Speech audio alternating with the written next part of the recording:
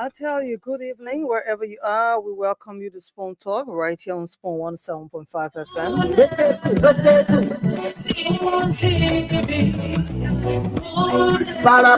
FM. And so we say, welcome to your show. Every night you are with this program, Monday to Sunday.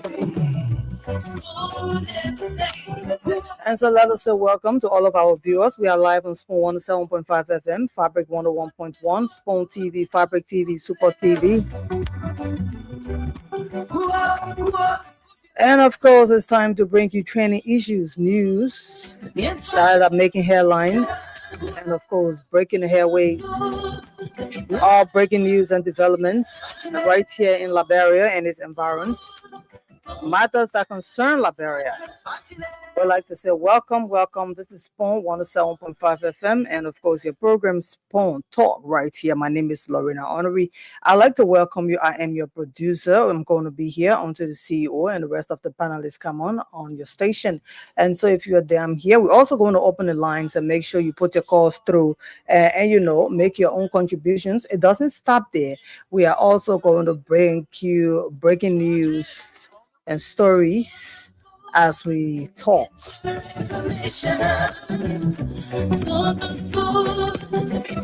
And so let me welcome you wherever you are, whatever you are doing. I know you want to say something is on your mind that you have been thinking on. You have the chance and opportunity to put it through right here on Spoon Talk. For those watching us on YouTube, we say welcome. Please subscribe, hit the notification button, and make sure that you get all unfolding issues on Spoon Talk. Right on YouTube, on Facebook, on Spoon TV, Fabric TV, and Super TV. What is happening in Africa? Again, we welcome you. To all of our listeners, those that are here in Liberia, we are going to open the lines for you to call us and be a part of the program.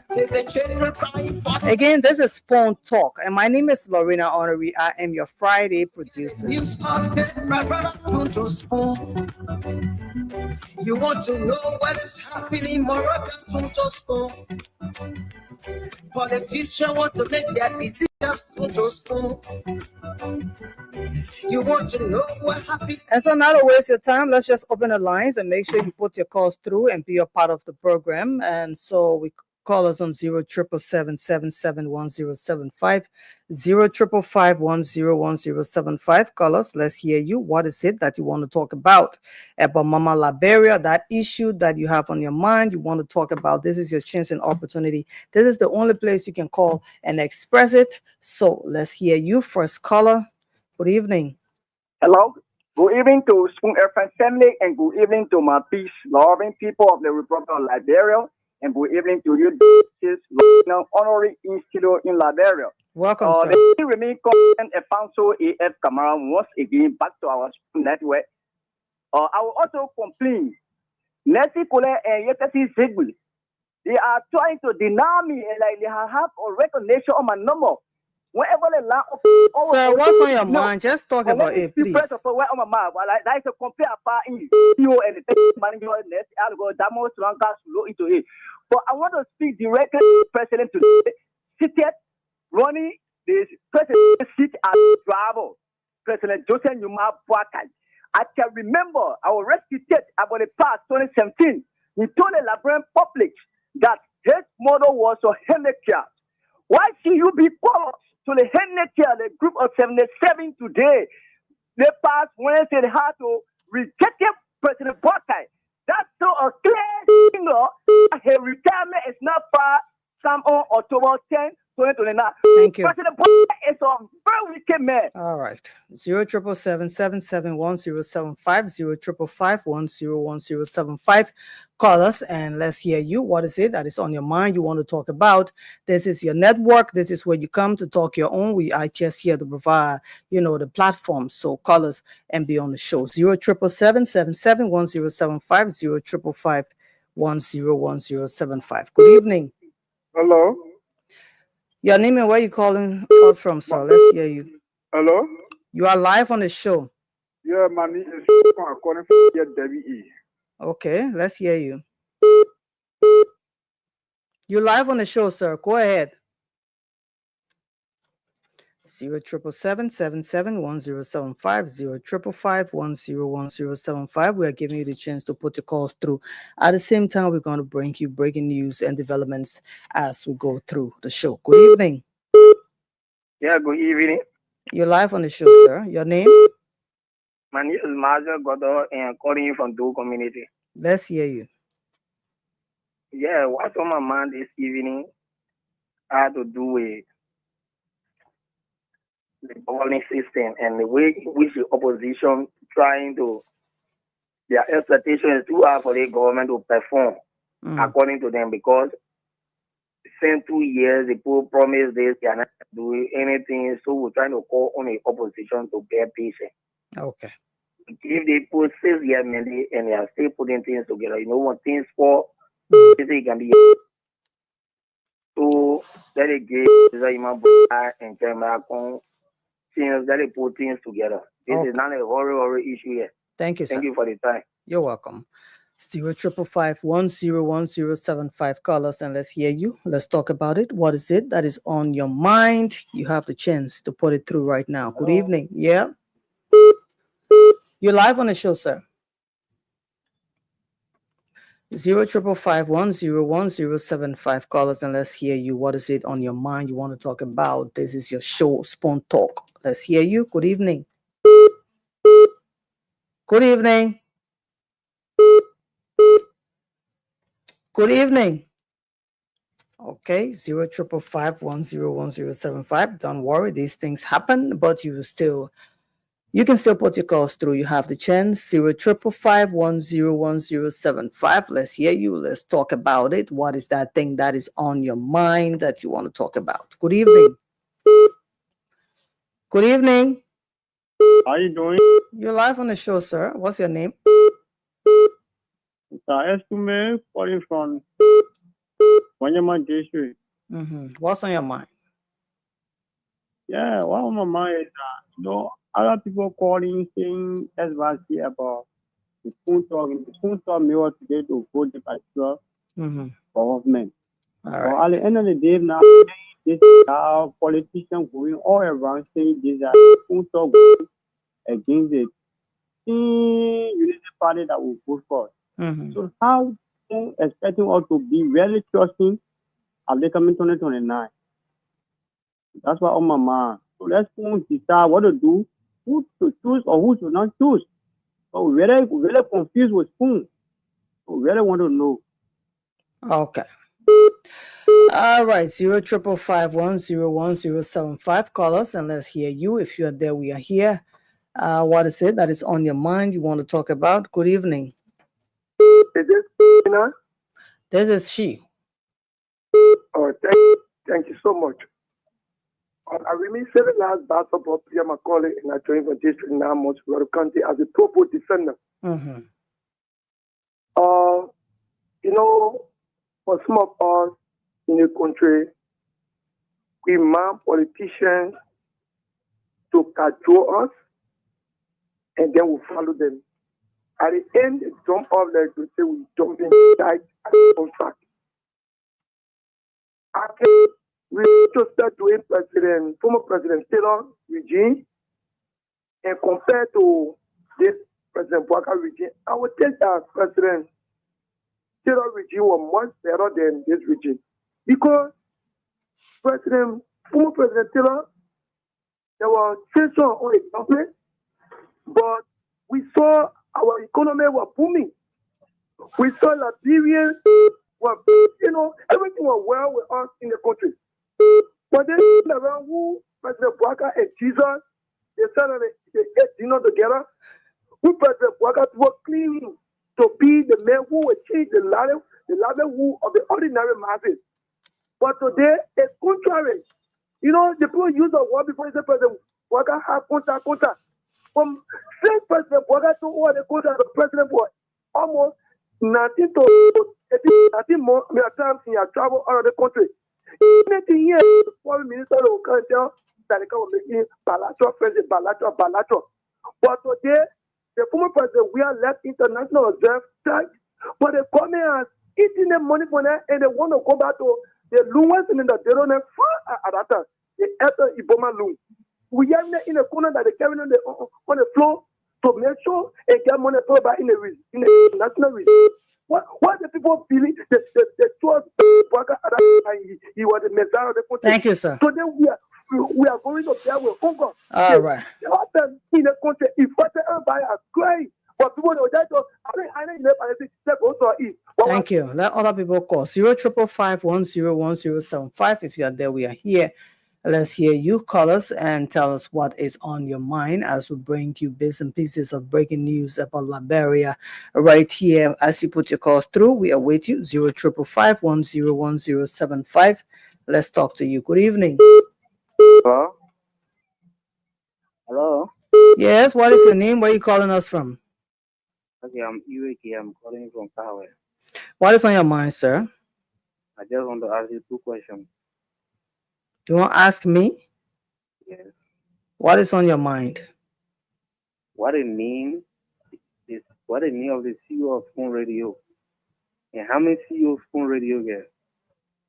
Thank you very much. That's what's on your mind, right? Yes. Okay. 0555-101075. Call us and let's hear you. What is on your mind? What is that thing you want to talk about? Call us and let's hear you. Good evening. Good evening. 0555-101075. And like we said, we're going to bring you some breaking news as we await your calls to come through. And let's talk about this one a little bit. It's around in news outlets from the print media to, of course, electronics. And we still have them on the internet, which is a good thing for us so that we can be able to bring you stories that you are not following or you just need to hear about right here on Spoon Talk.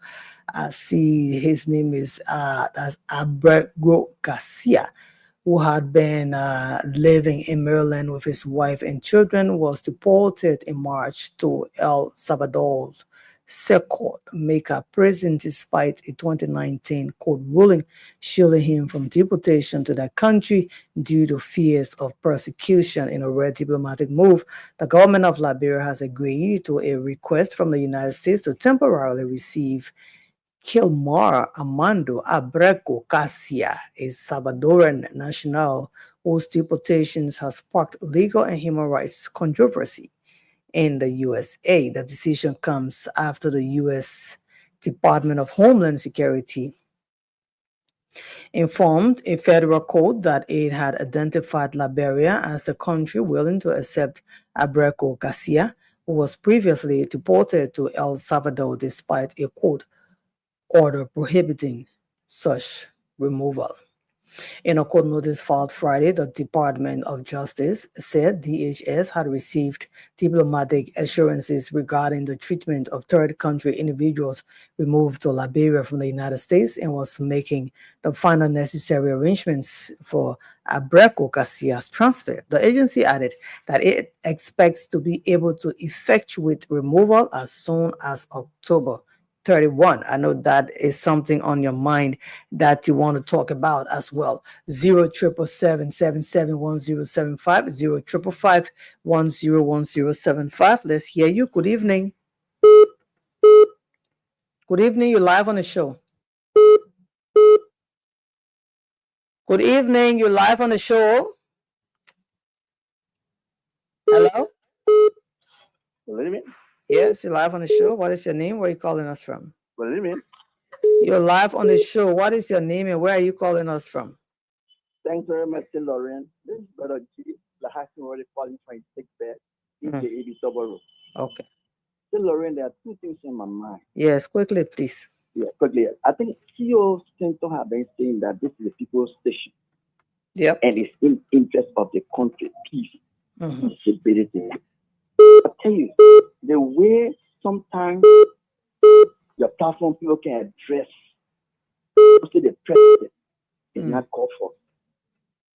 I mean, there be some synergy of peace, courtesy among your words. Even you find them talking to one another in something. The second thing is that I think since the last night, when the talking about the security of the president.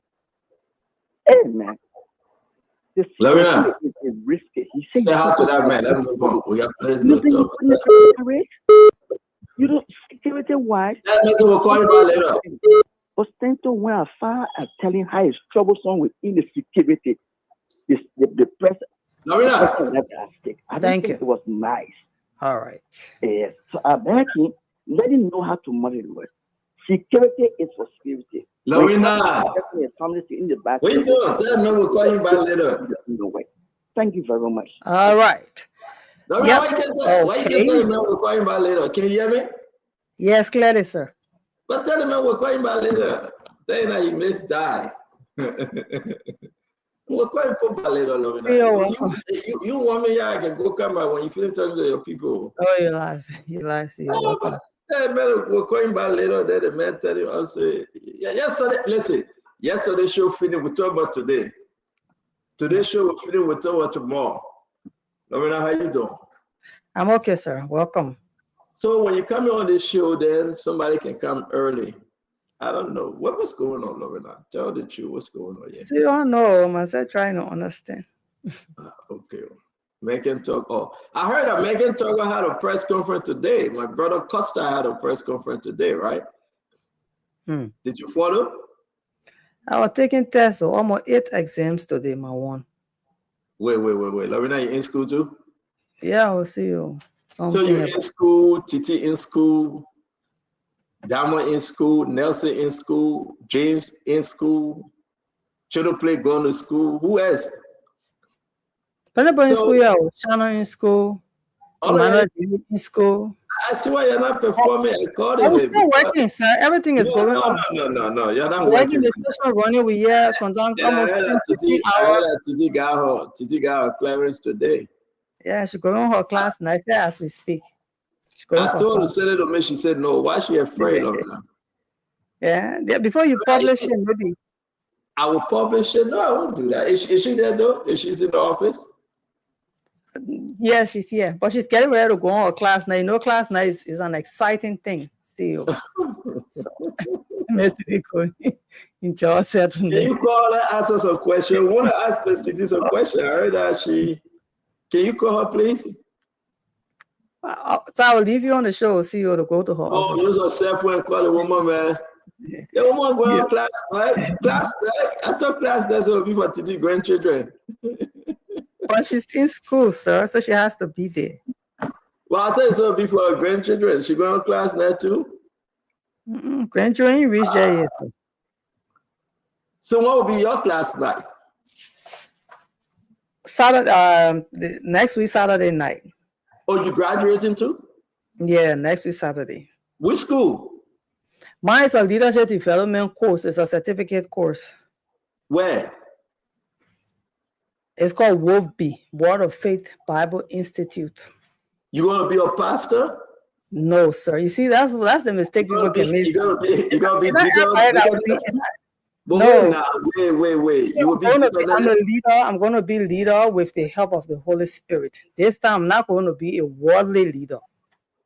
I'm going to have the backing of the Holy Spirit everywhere in my ministry, on the radio. Wait, Lorena, let's get it to you. So the church gave you 8 exams today. 8. Yeah, 8. I have professors. So the church don't know how to space the exam. The church want you to fail. No. They know that I can do it, you know. The fact that I work for Spoon, I'm in a bigger trouble, sir. Everybody just the best from me. Oh, yeah? Yeah, we'll see you. That's smart. You're working at Spoon and you go sit in classroom. Everything they expect you to be the best. So, Lorena, what's your grade sheet? See what? I can get it you. For what? It's a direct mandate. It's a mandate. You gotta give me a grade sheet. Why are you scared of me? Why are you scared of me? Why are you scared of me? No, just afraid before you publish it, you know, or you just I don't publish people things though. Seriously, I don't do that. You know, I don't publish people things. I respect people privacy. If it says CEO, you gotta tell me say don't share it. Then I will not share it. If you tell me don't share it, mean that I gotta share it. You know, but you gotta tell me the CEO don't share it, then I will share it. Benzene. So now you can share it before the person say anything. Because you late. When you give me it, tell me say don't share.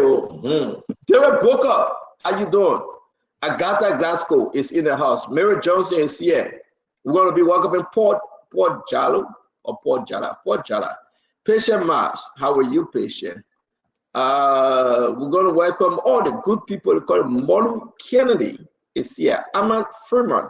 Ahmad, where are you joining us from? You got to tell us where you're joining us from, all right? Somebody put an email up. I call your email.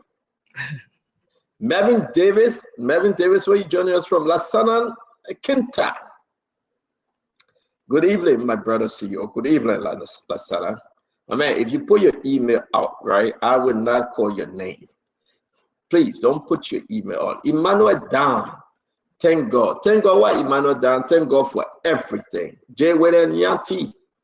William Yanti is in the house. Spark Dolly is here.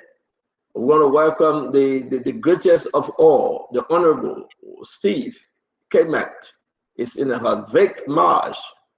The coin, my ad is popping though. No man, yeah, sorry man. My ad is skipping over now. Why do you think so? I think you need a reading glasses. I refuse it in Jesus' name. Amen, no, sir. Yeah, I need no reading glasses. But my ad skipping, seriously. Kefigo, it's been a while. Kev, how you doing? You want to come on the show when Lorena is on? What's your intention yet? Yeah, she called me today. She said she will be there, so I should come on. So I said, okay, I'll be on. Oh, okay. Yeah, she texted me today, so it's okay. All right. Thank you, Lorena. Okay. Hi, Mr. Hassan. Thank you. So you call Kev today to come on?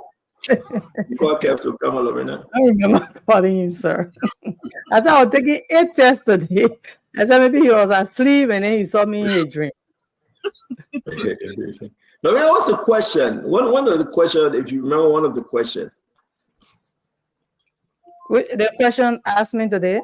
Yeah, on your test. Those are Bible questions, right? Yeah. So who walked on the water? No. John 3:16. John 3:16. What's the Bible question? One of the questions I remember is, what is a good leadership? Oh, wow. That's a good question. Okay. All right. And the person said that during that question, they went online to get a question and the answer. I don't think they know what is a good leadership. Is that your pastor? No. Yeah, but he's a pastor. You know, most of them are pastors. What's his name? What's his name?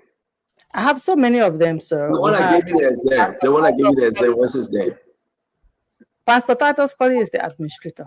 Pastor Cato Colley. Titus Colley is a young man. Wait, Titus? Yeah, T-R-T-U-S. Colley. Yes. K-O-L-I. He pastor for which church? Winners Chapel. Oh, TT Church? Yeah. Oh, you in TT Church? Yeah. I met her there. We met there in the church. So the whole Winner Chapel kept. Winner Chapel taking over Spoon Network. The whole Winner Chapel. Yeah. So the whole Spoon at church now? But anyway, it is a Winner Chapel taking over the whole Spoon Network.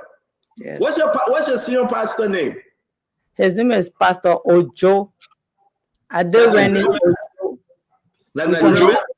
Yeah. Wait. No. Wait. Your senior pastor, is he a pastor or bishop? He's a pastor. My bishop is Bishop David O. Oyedebo. Okay, so they'll take it one step at a time. Your overseer is the whole bishop for all the churches, right? He's the overseer, right? Yes. What's his name? Bishop Dr. David O. Oyedebo. Dr. Bishop David O. Oyedebo. Oyedebo. O-Y-E-D-E-P. Wait, sister, forget it. Oyedebo. Nande. That's our papa. So, can actually answer all my question back, way back. Wait. I first of all, we gotta pronounce the man's name right. Oyedebo. Oyedebo. Yes, Po. So where is that from? He's a Yoruba man, but he's a Canada. So you got mama on your face? On the Hausas can have marks. Well, Hausa can have marks. Yeah, those from the this are Yoruba. Yeah. And it is Oyinbo. But Central like Yinabo, or what? Yinabo that crown name. This Yinabo and no. This is Oyinbo. Yeah. So he left Nigeria and he came to Liberia and he built a church in Liberia, right? He is still in Nigeria, but he had the Winners Chapel is worldwide. It's all over. Liberia has one of the branches. It's there in America, in your state. It's in so many states in America. Is he in New Jersey? Yes, it is there in New Jersey. And he's an overseer. So they collect all the money and send to him, right? See, that part of what happens with the church finances, I do not know. Oh, you don't know? Yeah. But every church raises their own income. And it's a rich church. That's why we are rich people. I mean, so.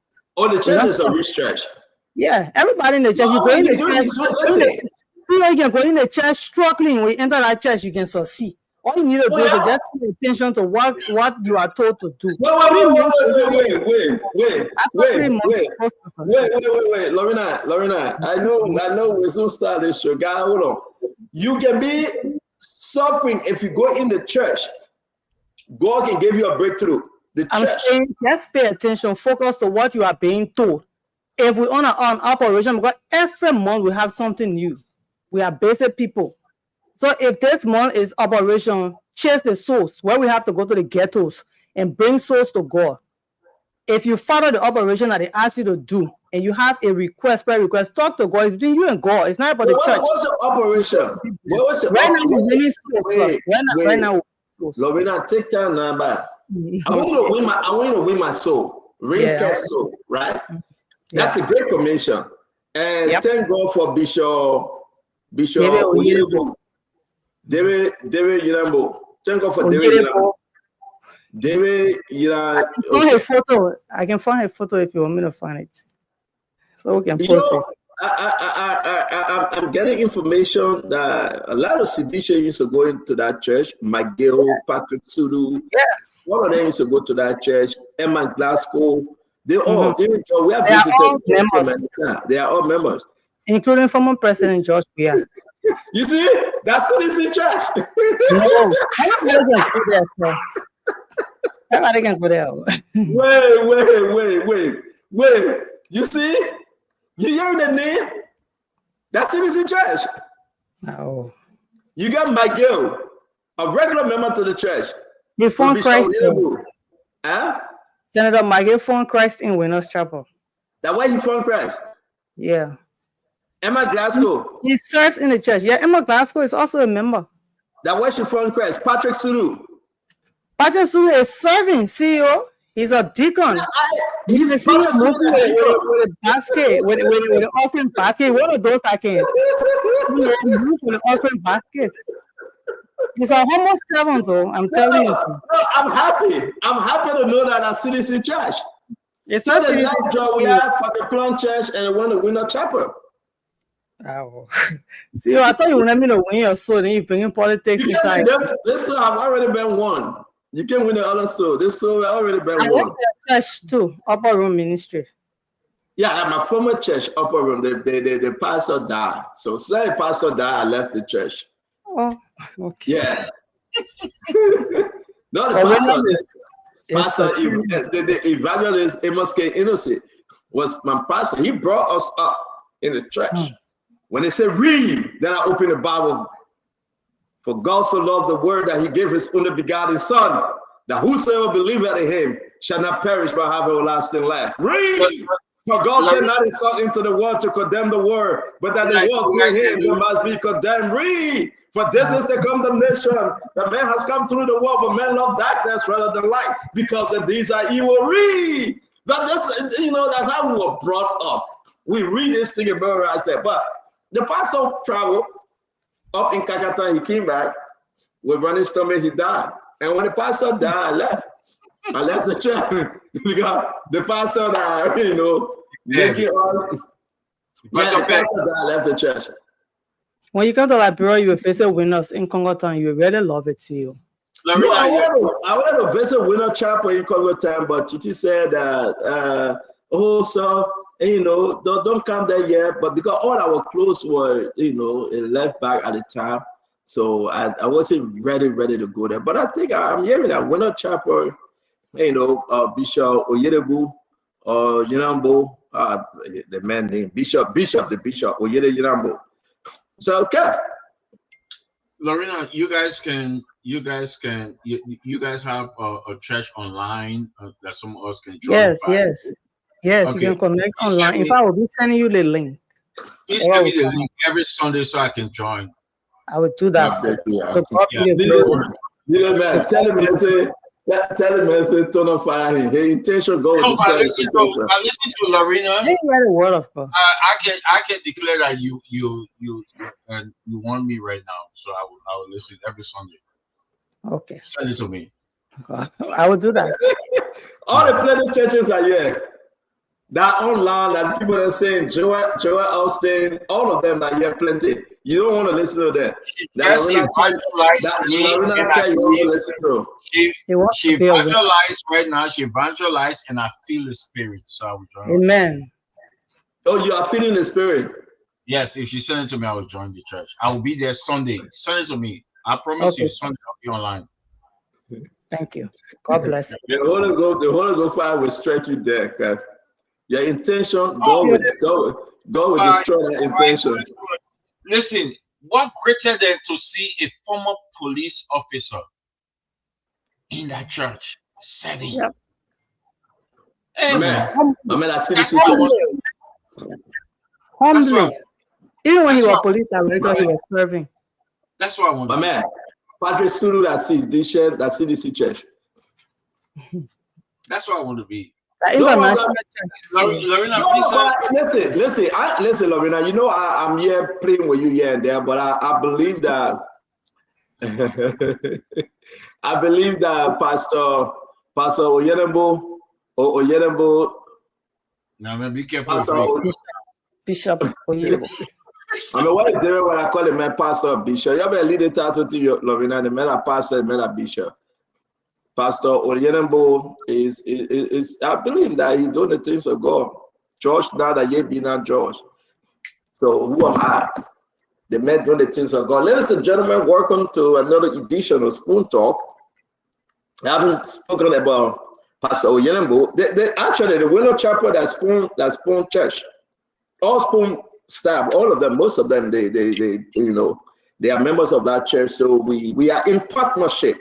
If you're in Liberia, you got nowhere to go Sunday to go to church Bible study. You got prayer requests. Go to Winner Chapel. And, have a meeting with the pastor, the bishop, and, go and serve God. I'm hearing some good things about that church. So Winner Chapel is a place to be. They have 2-3 services every Sunday. If you can wake up early in the morning and you can wake up only 12 o'clock, they get 12 o'clock service for you. If you want to go in the evening, they got evening service for you. If you're somebody that can go early morning, they got the early morning service for you. Go and worship with them and be a blessing. All right? The Bible says, go ye therefore in the whole world and preach the gospel. Preach the Great Commission. So we are saying to you, Winner Chapel, if you have no church and you're around our community, go and pay a visit. And when you go there, they ask you, say, we heard it on Spoon. Say, Spoon Network sent us. All right? They're going to be having a Spoon Network group in that church. And go preach the gospel, go be blessed. It's a good thing. It's a good thing. Talk to Bishop Oyedebu and understand that he is trying his best. No one is perfect, but the bishop can only try their best, and the pastors. And I believe there's good thing will come. They say, can a good thing come out of Nazareth? And they say, come and see. Can a good thing come out of Winner Chapel? Come and see. And your life will be transformed by power of the Holy Spirit. Thank you, Lorena. I'm sitting talking about your church today, at least. Oh, God bless you. You will see some testimonies this weekend. Great things shall happen in your life beyond expectation. And you will come on the show and still share that testimony, CEO. For what? Because I said I'm going to go visit Winner Chapel. Because you just evangelize, you just want souls to discuss, to invite people on to Winners Chapel on this platform is a testimony for me. Send Winner Chapel logo, let's put it up. Send their sign, send their information, let's put it up. Let's invite people to go to Winner Chapel, and one day we'll call Bishop Oyanabu on the show to talk to him, or we'll call the pastor. Yeah, send it, let's put it up. And Liberian, you got to be part of the church. Winner Chapel, Winner Chapel. Ladies and gentlemen, welcome to the show. We're going to talk about another story today. We want to say it's a good thing that you are here joining us. We'll talk about the case from the foreign ministry concerning the Abrigo Garcia guy that the government have agreed to accept in Liberia. The guy's going to come up with discuss. We'll also discuss about that, which is right actually to discuss. The confirmation hearing that is circulated around concerning Fatima is part of the conversation today. President Joseph Yima Boyka visited part of Magidi on the UN Day. We'll talk about that. We will talk about issues of national concern. They had an emergency press conference today at MICAT. We'll discuss it as well. And don't forget, if you didn't follow Henry Pedro Costa, you will follow him today. It was a great, touching base. Costa said we're just touching base and discussing issue. Give us Costa picture. Costa is a friend and brother. We'll be discussing that as well. Our former president George Biden Weah went to the mosque today to pray. My man, that was something. He went there to pray today. We want to talk about President Weah visiting and being a Muslim man for today and joining the people of the Muslim faith to pray. A lot of stuff is happening, and we welcome you to the Spoon Talk. All right, we want to say it's always good having you here. Let's discuss the issue. Today, our friend Kanyo Barbara, he said he's taking his wife for a dinner, so probably he will come in late. I didn't know he was married, by the way, but he's taking his wife for the dinner. And there's a lot of stuff going on concerning this home. I want to play this home. This home, and somebody sent me the picture here, Lorena. Let me pull it up. One princess, is that her name? Let me find her name. They're back and forth between the Fadiga brother and Princess Cooper. So the lawyer representing Princess Cooper is asking the Fadiga brother to cease and desist. Her name is Princess Eva Cooper, right? Concerning a building that she said she owned, and the Fadiga brother are saying they after her, are saying how she got money to build this property. So there's a big building, by the way. We want to say to you, we hope we can speak to Princess Cooper, but there's a big one, and this thing is getting serious. The Fadiga brother saying, hey, listen, she was thought to be somebody in tourism, right? Princess Cooper. I'll put her picture up. And we're going to have a great show today. Kafigo, the man, they call him man Kafigo. The man we're going to ban this guy from speaking at certain time of the day. We'll take him off the show. But welcome to the show. Share the show. Let's have fun. Today is your day to be part of this show. It's your day to be part of the conversation. As we discussed, we are saying that Sekou Dukle, Lorena, give me Sekou Dukle picture, please.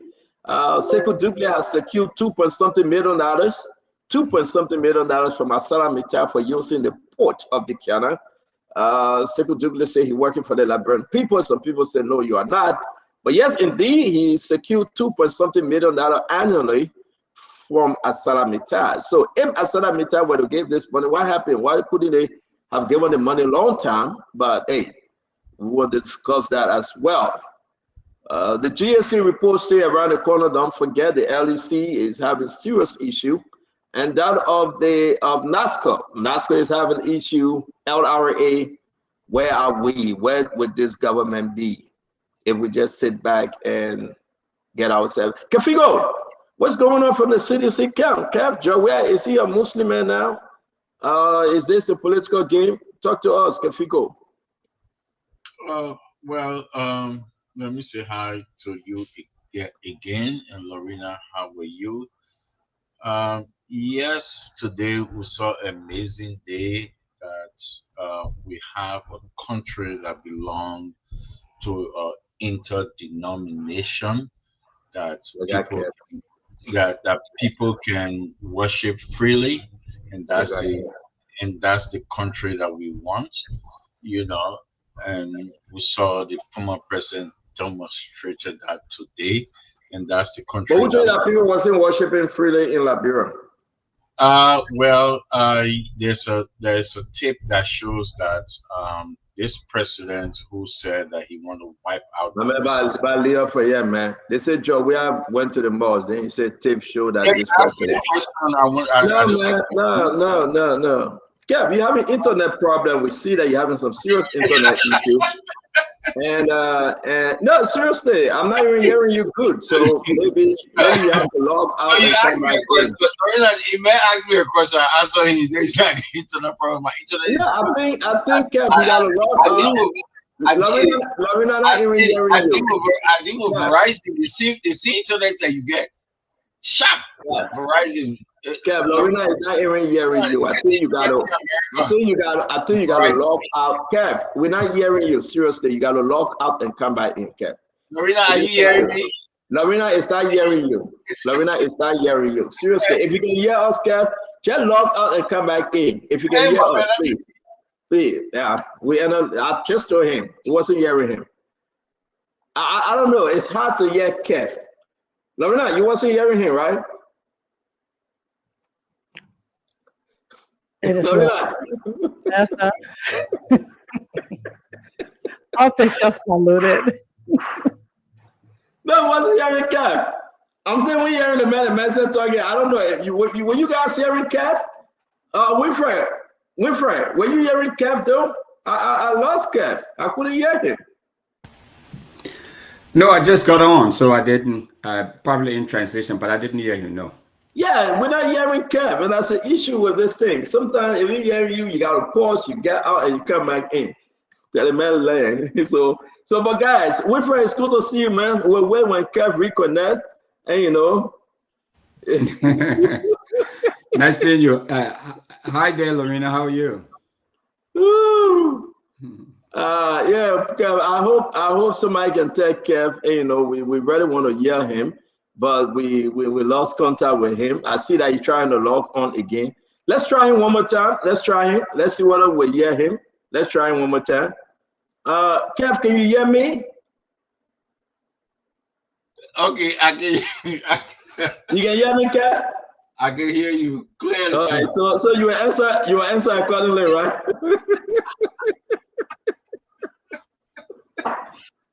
Yeah, man. Yeah. Okay. So you copy cool, right, Kev?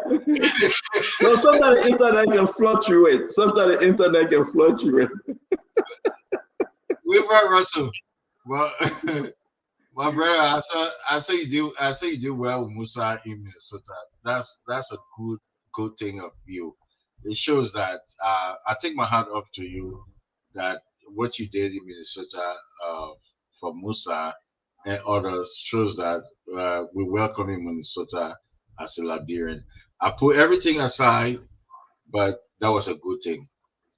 That was a good thing. What was a good thing? Because the man welcomed Musa. Let me say something to you, right? If you want to start a Musa conversation, we can start it. Because I get mad at Musa. Seriously. Yeah. I don't know why you're bringing Musa conversation up. Well, Stanton, you know, it being a while that some of us have attacked Winfred Russell about being a Unity Party guy, and to see him, what he did with Musa in Minnesota, introduce him to the hierarchy in Minnesota. I will give him that. But we have not seen any picture. Russell got to share the photos with us. Yeah, I saw it. You saw the pictures? Yeah, I saw the pictures. I saw Russell doing a great job with Musa.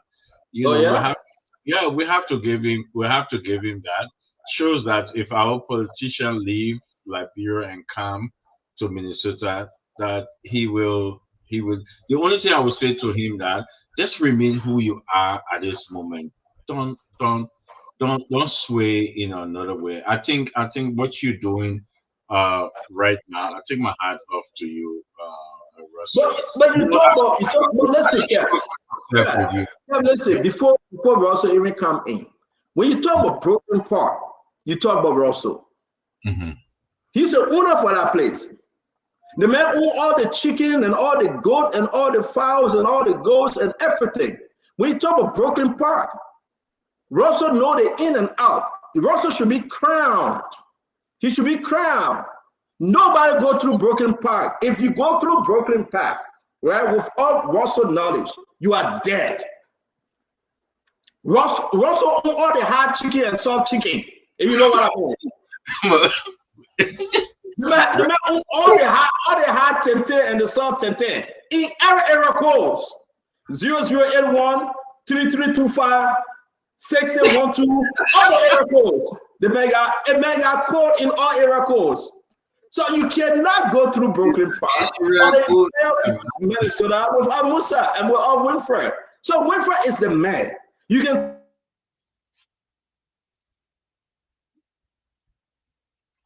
Russell, I think what you did with the bank internet? There you go. No, you must enter Brooklyn Park with the approval of the former councilman, soon to be state congressman, Winfred Russell. So this is no joke. And Jowiah will win, and he needs that group. Joseph Yima Bwaka, Cummings, Musa Ability, they must go through Winfred Russell. There's an account. That's a unique Liberian. Gregory Coleman went through him. Patrick Suru went through him. Jefferson Koji, 17 Continent, went through him. Joseph Yima Bwaka, Madam Salim, they all went through him. The man is a historical figure in that place. Then you're saying now you're giving the man Hatta and giving the man Tabata. Joseph Yima Bwaka should give the key to Winfred Russell. The key of Liberia should be given to this guy. The man bring the good, the bad. When you talk about Liberian interests, TPS, Winfred Russell, meeting state lawmakers and congressmen and women, Winfred Russell, advocating for the immigration process that will elevate the status and the importance of Liberians in our community, Winfred Russell. Your children get sleeping place, social service issue, Winfred Russell. If you homeless, Winfred Russell. I mean, I'm saying that because that's why when you open the line, people will say. So when you saw about Musa Ability, I just come on. He's one of the only most important Liberian here in the United States. You can get versed with him because of a political position in Liberia, but he's one of the men I would say, I would take you this place. You will meet this person. You would talk Liberia, and people will respect it. Don't see the man coming here with a glass looking at Scooby-Doo and you laughing at him. No. Scooby-Doo, where are you? Welcome to the show, my brother. How you doing? No, but he did Stanton, he did well. Winfred, how you doing, man? Talk to us, man. You did well. Man, I don't care, my man. You start blowing me all like this, my man. Do better people come after me. No, but that's a fact. That's the fact. That's the fact. If I were that important, whenever Glenda came to Minnesota, she would check me out. She's the only prominent figure who comes to Minnesota, Stanton. Glenda is the only prominent Liberian who comes to Minnesota and doesn't care to check me out, look me up, call me, text me. Kev, let the man fit in. I beg you. Kev, let the man fit in, please, it's important that you hear this one. No, I mean, so that's, so when you say that, so you gotta be careful what you say, Stanton, because not everyone. There are a lot of, I mean, you're right. All of what you said, it's true. Madam Salif, Mrs. Salif, President Boycott, and the list goes on and on and on. All of them, but everybody. But Glendy Juniors is the only prominent, high-profile Liberian, Stanton. You came here, you brought the whole team here, but Glendy comes here all the time. But yeah. But there's a reason why, and Winfred, let me speak before Glendy come in, right? We told Glendy to be careful with you. And, yeah. Really? No, let me just put, I don't keep secret. Whenever she visit Minnesota, she shouldn't go around your terrain. Not because you're a bad person, but man, there's a lot to it. I'll talk to you beyond close though, somebody in Minnesota that read it on like you talking to Glendy. And she really like that person. So if Glendy come close to you, maybe the person will get angry. So just leave it for now. Glendy just got back from on a trip, right? You remember that, right? Yeah. 2 weeks off. So I will talk to you behind closer. Somebody prominent, a prominent Liberian guy, and we're fasting and praying for Sis Glendy to find somebody. So now I see why. Now it makes sense, Stanton. Now it makes sense. It didn't before. We read that money, man. You get there. The next time I come looking for you, that one I got no excuse. You're right. I accept it. I will make sure to find you next time there. I should have found you a long time, my brother. I'm always in your corner. Don't send on Tabata. Lorena, hello, yeah. All right, so guys, we want to say it's always good to have you guys on the show. As always, this is the Spoon Talk. Welcome whenever you join us. We're so happy to have you all. Our brother Emmanuel George, today is the day you guys kicking off. Tomorrow will be your election. Welcome to the show. I'm surprised to see you yet. You will be doing one of the hardest thing ever, running against Leo Mensah. Looking clear. Running against Leo Mensah and Money Boy. And again, want to say welcome to the show, Emmanuel. We missed you yesterday, my man. How you doing? Fine, thank you. Good evening, Glendy, Wilfred, Biddy, Lorena, Tamba, Kev, and Stanton. Yeah, tomorrow is the election. It's a tough election. We were campaigning yesterday. We'll continue to campaign today. We continue working the lines and calling people to vote for us. So tomorrow is definitely going to be elections, and we definitely believe we are the best candidate, given our personal track record, and compare that to the person who have decided to run against us. So we look forward to that tomorrow. But it's good to be on Spoon this evening. And Tama, welcome back. I don't know. I've been waiting for you at the airport today. What happened to you? Well, I'm well communicating, man. Thank you very much. I want to say to you, we wish you and Liam well, and we know this will be a fair game, and there will be nothing, that we will be going for the recount. There will be no recount.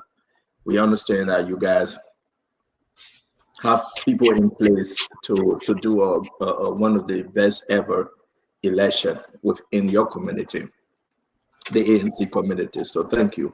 Tama, welcome to the show, my friend. How you doing? Yeah, thank you, CEO. I'm feeling better. It's always good to be back on the show. I see a lot of red today, which is good. I see Mara with red shirt, very nice. I see Glendy with part red hitter. Orange, right? Okay. Well, at least the set is very bright today, and I love it. And Lorena, it's good to see you. Winfrey, it's a pleasure. Kev Hassan, always a pleasure to see you, my brother. Stanton, look, I couldn't be happier to be on this set, one of Liberia's greatest media empires today, that is educating, informing our Liberian people across the globe. And when we come here to talk about Liberia. And it's always an honor. It's a pleasure to be here, Stanton. Thank you for having us. Yeah, thank you, Tama. Are you a man of many colors? You love colors? No, not really. I have 3 or 4 colors in my clothes. If you see me on the set, you'll see mostly blue. Yeah, but I love the red because he's the one to get closer to stop, man. I beg you. Let control the show. Let us stop. No, the guy on the show calling colors. I was saying you love colors. All right, so Lorena, thank you for having I love my colors, red, blue, and white. Thank you. Red, white, and blue. Thank you. All right. I want to say to all of you, it's always good having you on. If I were you, I would leave that. Yeah, if you interrupted, I was come on, man. You get to a joke. Yeah, man. I'm telling you. I want to say to all of you, thank you for joining us. Share the show, folks. Share the show. Let's make progress. But let me get something off the bag, right? And I think coming on the show, and I came across this in my inbox. Winfred Russell, somebody actually asked you, you know this lady. Her name is Princess Cooper. I think she one of those that was newly appointed, nominated for the tourism position. Am I correct, Winfred? I'm not hearing you, sir. Yes, she's the new director. Yeah, so, but there's an issue here, though. There's an issue between she and the Fadiga brothers. Those twins brothers, they look so alike. And what happened here is that concerning this building, she owns the complex. And they are questioning, if I'm correct, where she obtained the money from to build these huge properties, like all around the complex. And based on that, there was exchanges between she and the Fadiga brothers that led to her going to a lawyer that is saying cease and desist. They wrote a letter to the Fadiga brothers saying cease and desist. So I want to put it in the chat room. Now people are insinuating the allegation that the building is not hers, but it's for Safwa Gray, Safwa Megray, right? The former president for Nokal. But she claiming that the building belongs to her. Now, when we asked whether she ever worked in government, the question is she was working at a bank before, but she obtained her money through cryptocurrency. And a lot of questions still remain unanswered. I'm going to share this thing in the chat room, but then there's a video here. I think people going after her appointment, and they feel that there's some hidden things happening here. I will put all in the chat room, but let's play the video and let's listen to what's happening.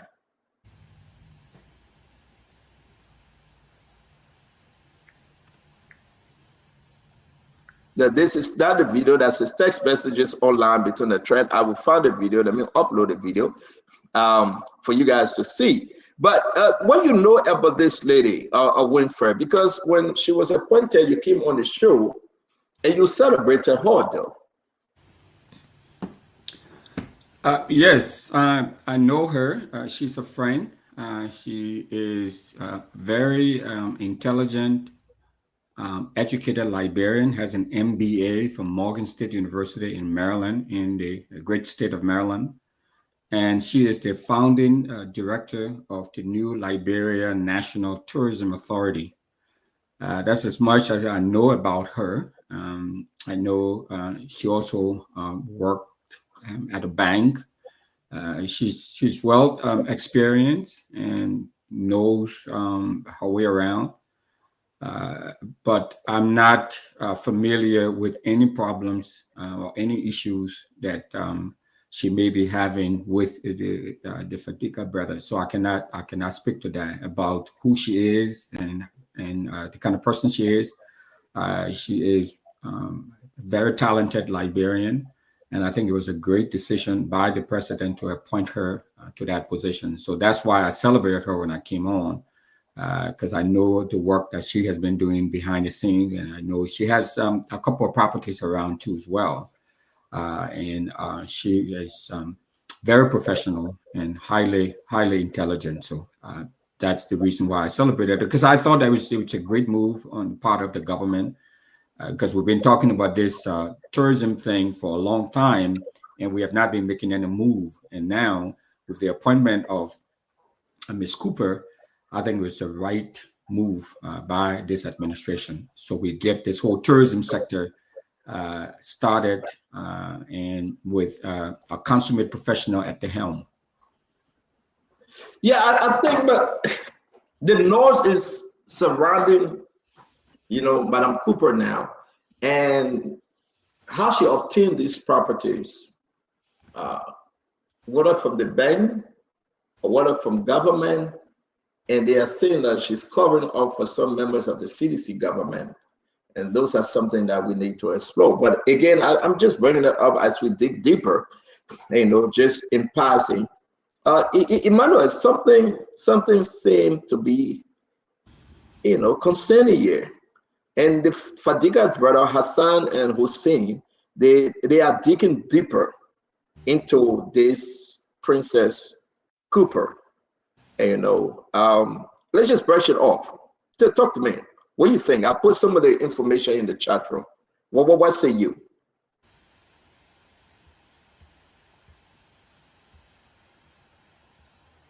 Emmanuel, we're not hearing you, sir.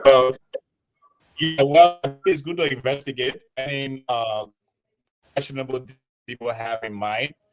I actually don't know Princess as well as Mr. Russell does, but I think it's we investigate to understand it. If anybody have a point, but it's also good to invest in Liberia. And let's come back to you. We'll come back to you. Your line is breaking up, Emmanuel. We'll come back to you. Let's talk, Glennie. Let's talk, sis Glennie. Hello, everybody. It's good to be on. Stinson, I don't really have any opinion about that unless we have more information. I was actually trying to read more information on the lady, how she acquired her wealth. If the Fadiga brothers have something that's contrary to what she has, I'm sure they will be publishing that also. But I would hope that this is someone who has credibility and who does have the funds that she's saying based on the stuff she has. But I'd have no opinion. Yeah, you're right. It's just something just back and forth here and there about you, right, Lenny? And that's where we're coming from. Do you have people are asking for her CV though, Russell? You have anything, how you know her, Russell? Have you worked with her before? Now, from a distance, she's a business woman, she's a young, enterprising Liberian woman. Like I said, I know she graduated, got her MBA from Morgan State University in Maryland. And I know her as a businesswoman. Now, I have no information or knowledge pertaining to how she acquired her wealth. I do, or her credentials for that matter. I think that the president made a wise decision by appointing her to the position she now holds. I have no question about that. I have no question about her professionalism and her education. Now, how she got her wealth, her business empire that she's building in Liberia, how that came about, I have no idea about that. Okay, Kev, let's hear you. It's after 5 already, after 9. Kev, let's hear you. Yeah, Stanton, let me say hi to everybody. Winfred, Tamba, and Phoebe. Let me say this. This is sad in our country today. This is a young, successful woman. She has been appointed as one of the person that they appointed that I believe that she is qualified to be in that position. But this woman tried to be successful. She took a loan from a bank and tried to better herself, put a structure out, and those Fadiga brothers who don't have anything to do in Liberia, just hustling, try to go against good people. And let me say this. Safua Gray will be suing the Fadiga brother. I can confirm this today on this network by lying on her. We don't need to have a bunch of hustlers like those guys who come on and just go again or defame good people. This is a decent woman. Princess Kuba is a decent woman trying to better herself. And I will urge everybody to do their due diligence in this check. It's one of the appointment that I will support. But to have the Fadiga brothers to come and just rely on this decent woman, come on, man. Come on. This is a Liberia we want to be in. Okay, Kev, thank you very much. Tama, let's thank you, Kev. Tama, let's hear you about this. Let's hear you, Tama. What do you think, though? Thank you. Why is this coming up? Thank you, CEO. I think, you know, when you have been appointed to serve in government or have been called upon to serve, and CEO, by the way, there's feedback. I'm not sure from where. You will always get feedback. Just flow. We can hear you, sir. Wonderful. You know, you attract publicity, sometimes undue publicity. But I did read the post from Hassan Fatiga, one of the Fatiga brothers, about questioning Ms. Princess Cooper's wealth. How did she acquire this wealth? How did she acquire these properties? As someone said, look, I don't know Ms. Princess Cooper personally. I haven't interacted with her.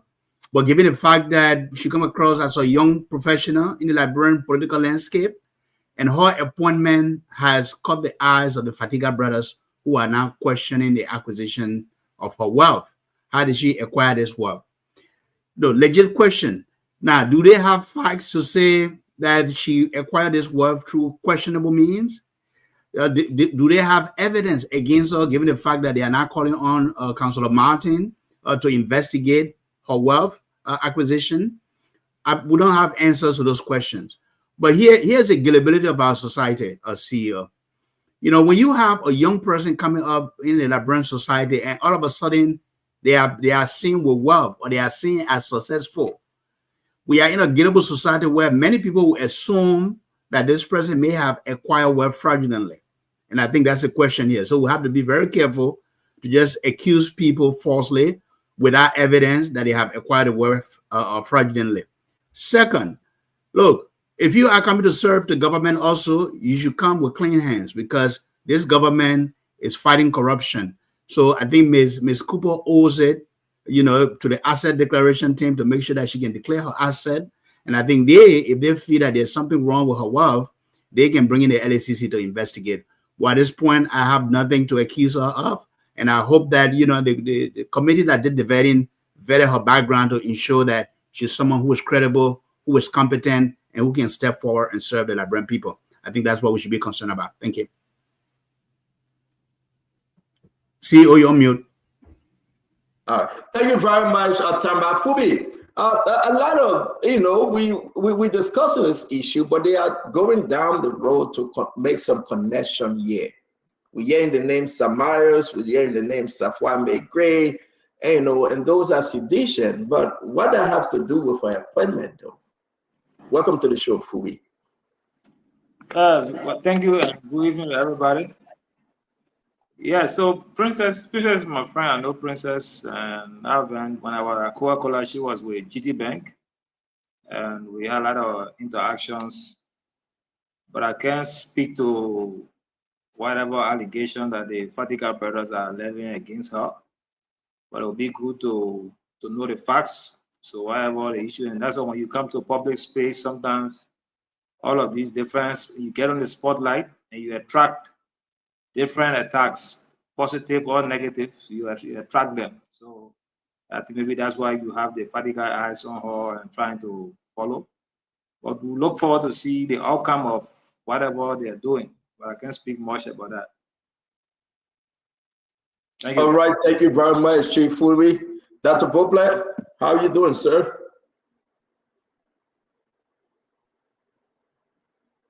Good evening to everybody. I've been watching the show, and I learned two things quickly. The first is that when you own your own show and somebody don't answer the question right, the internet just go bad.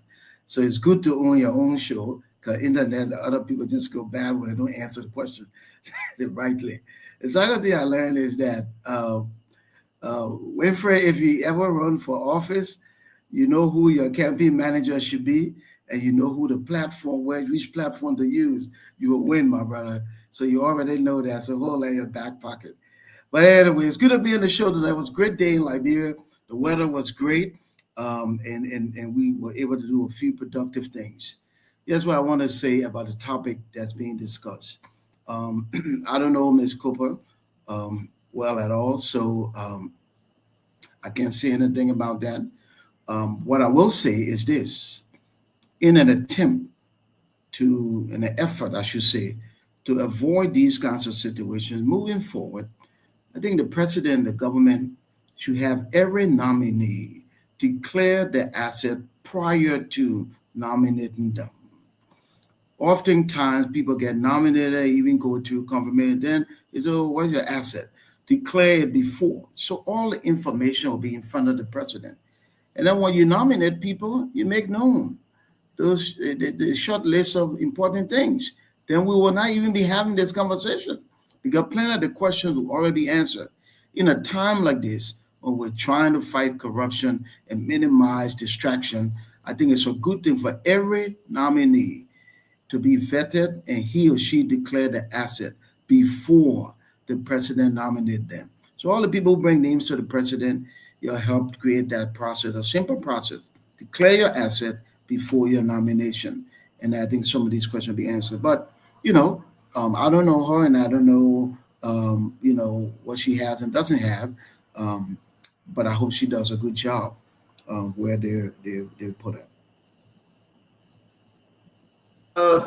Thank you very much, Dr. Bobla. It's good to see you too. Yeah, we applied for that campaign manager position, and Winfrey gave it to somebody else, and the rest is history, Dr. Bobla. The rest is history. We applied for it.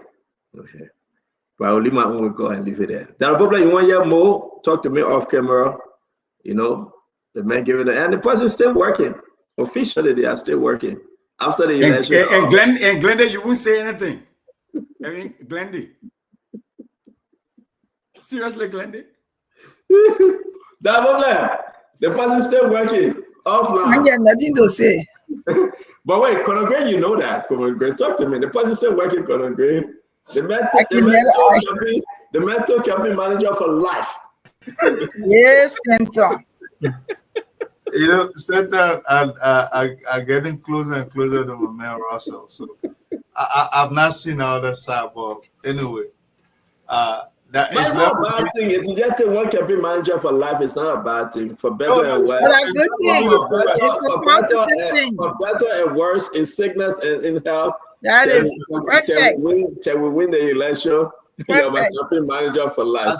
As far as I know, it's hearsay until I can verify myself. That's progress.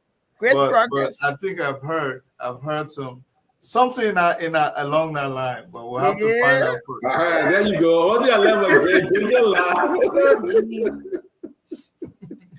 Oh man! But the way you make about this young lady, let's say I get a lot of information on her, right?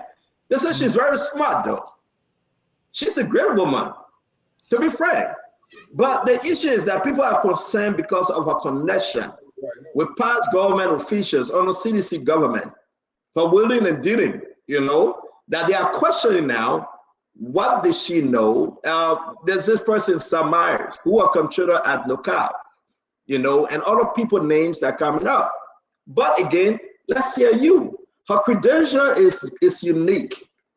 She can do a good job. What's the wish on the year? Do you think the cat coming to eat baby now? Probably some people from Unity Party just don't want her in. I mean, what say you? No, as far as I know, I monitor a post today. These days I come on Facebook surreptitiously, unless I'm doing my own post. In other words, under the cover of darkness.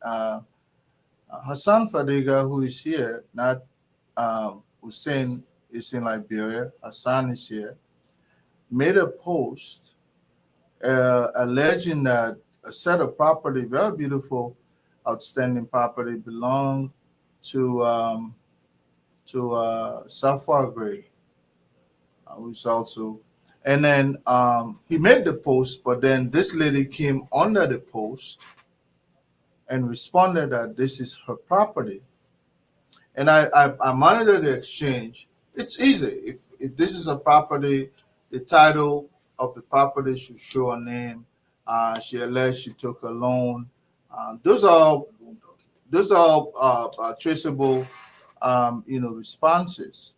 But what the Fadiga was alleging, that if this is the case, if you're saying at one point she even responded, "Don't look at Safwa Gray, look at me. I'm the owner of the property," and that implicates her into this issue, and that could come up on a confirmation hearing, because then it's a declarable issue, an item that he's supposed to be able to declare or asset. Well, so let me answer you, Greg. And we follow it's only Hassan, not Hussein. Hassan, the former deputy director for LDA. Hassan, it's on his page.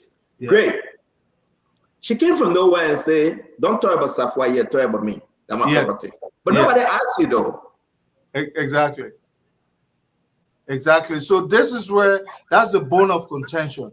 Now, if she's claiming that this is a property, because Hassan is alleging that, look, we should prosecute these people who serve in the former administration with these kinds of property. But now she's putting herself as the owner of the property and she's about to get into government. Now that has to be a verifiable claim. If it's for her for real, we want to know the source of the money. If she says she takes loan, that's fair enough. Anybody can get loan. But then she put herself on the front line, and knowing my Fadiga brothers, those guys don't back up, and that's not the guy in Liberia, but the one here. So if you ask me, I think she implicated herself, but hopefully that's a property. Anybody can own anything in Liberia; it's possible. But now that they're trying to pursue somebody who they had suspicion that they stole money and build up that kind of property, and now she's saying it's hers, the Fadiga, I'm pretty sure the guy who is there, Hassan, is an investigator. I'm pretty sure he's not going to let this lie. Okay, thank you. Well, Mama, welcome to the show. We got a new development here, right? And the reason why I am talking about it because our brother Winfred also, celebrated the appointment. I told he knew Princess, right? But I think Winfred, you was only saying that it was a good thing that the president established, and the tourism unit took it away from information and brought about the board members and that of this new appointment, which was unique, right? But the president went now and tapped Princess Cooper. And this Princess Cooper, she had great credentials. People will investigate her credential. But what is missing and confusing, they are tying her to the old regime. And they are bringing about money laundering. It is now open for a debate. And I think, I don't know, this is the letter from Serena Seafors. They went to court. That's another twist to this story. They went to court. And the letter is very clear. We present our compliments and wish to inform you that the legal services of this firm have been retained by Miss Princess Eva Cooper of the city of Monrovia, Liberia, who has complained to us that you publish on your Facebook page her property with a building dirt on, located in Congo Town, which you claim belongs to one Madame Safwa Gray, former CEO of Nokal, for which you are insensibly soliciting an investigation by the asset recovery team. Now, yeah, there you go. They want an investigation. They said, Clive Martin, go after it. Further, our client has complained that your publication is apparently triggered by the fact that you are suspecting her property to be built from stolen wealth. That too is very important. And to be owned by Ms. Safwa Gray. And because of this, you have decided without any evidence to engage in such scandalous publication to misinform the general public and create an unnecessary stir of recrimination.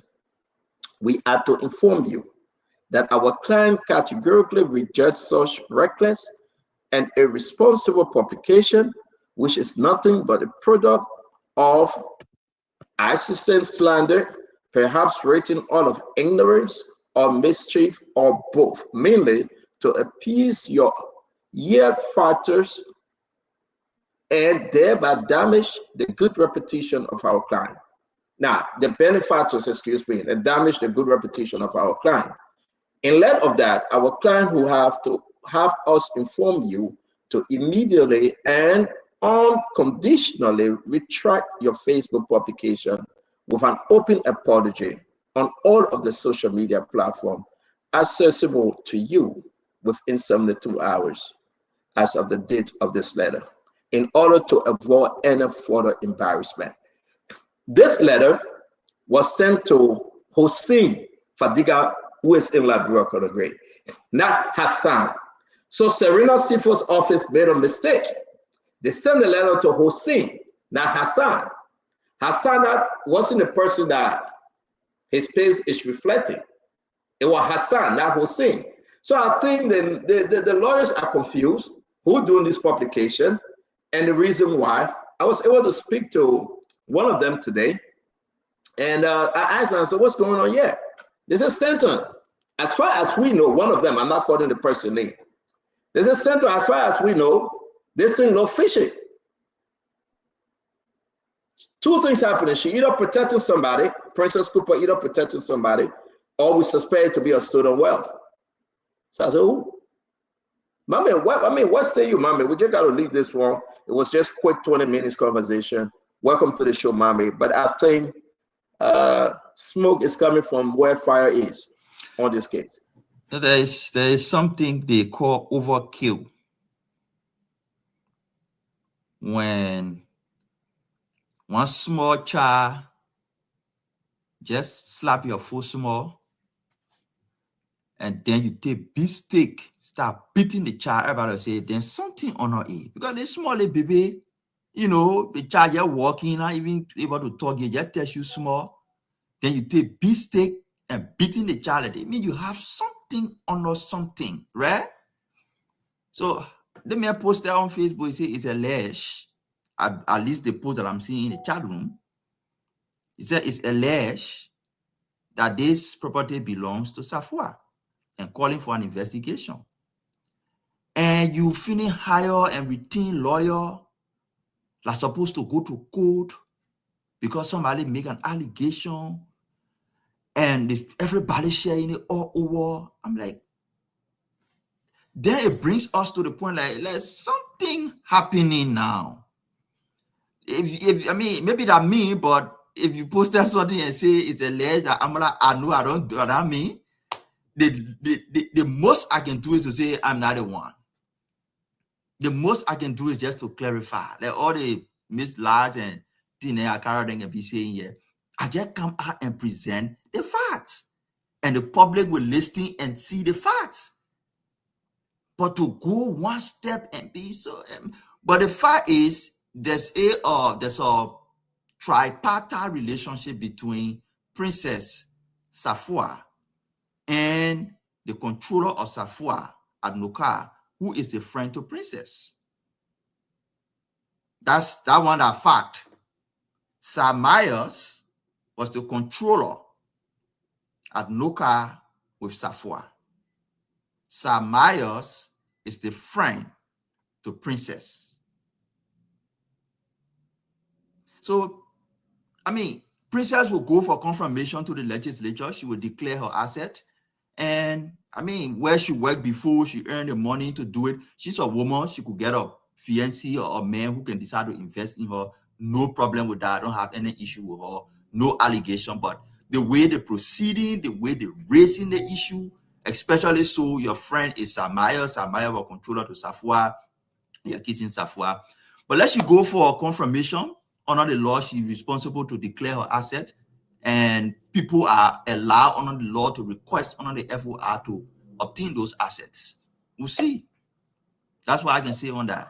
But wait, my man. Let me end with you. It's good. But you think, like I said, the chicken coming home to roast, maybe they don't need her because of her affiliation with some seditions in the past government? Maybe they don't need her in this government because of her affiliation with some seditions in the past government. You think? But Princess being in the government or true? I think they just elevated her. Princess being there or true? The elevation will bring in concern, though. She been in the government, but she's elevated to this position now.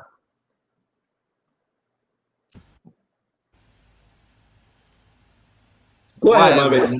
Go ahead, Winfred. No, I see you, my man. Winfred will come in later. Go ahead. I don't think so, Stanton. And the reason why I don't think so is there are a lot of other people who worked in the WIA administration that are working in this administration and in different roles.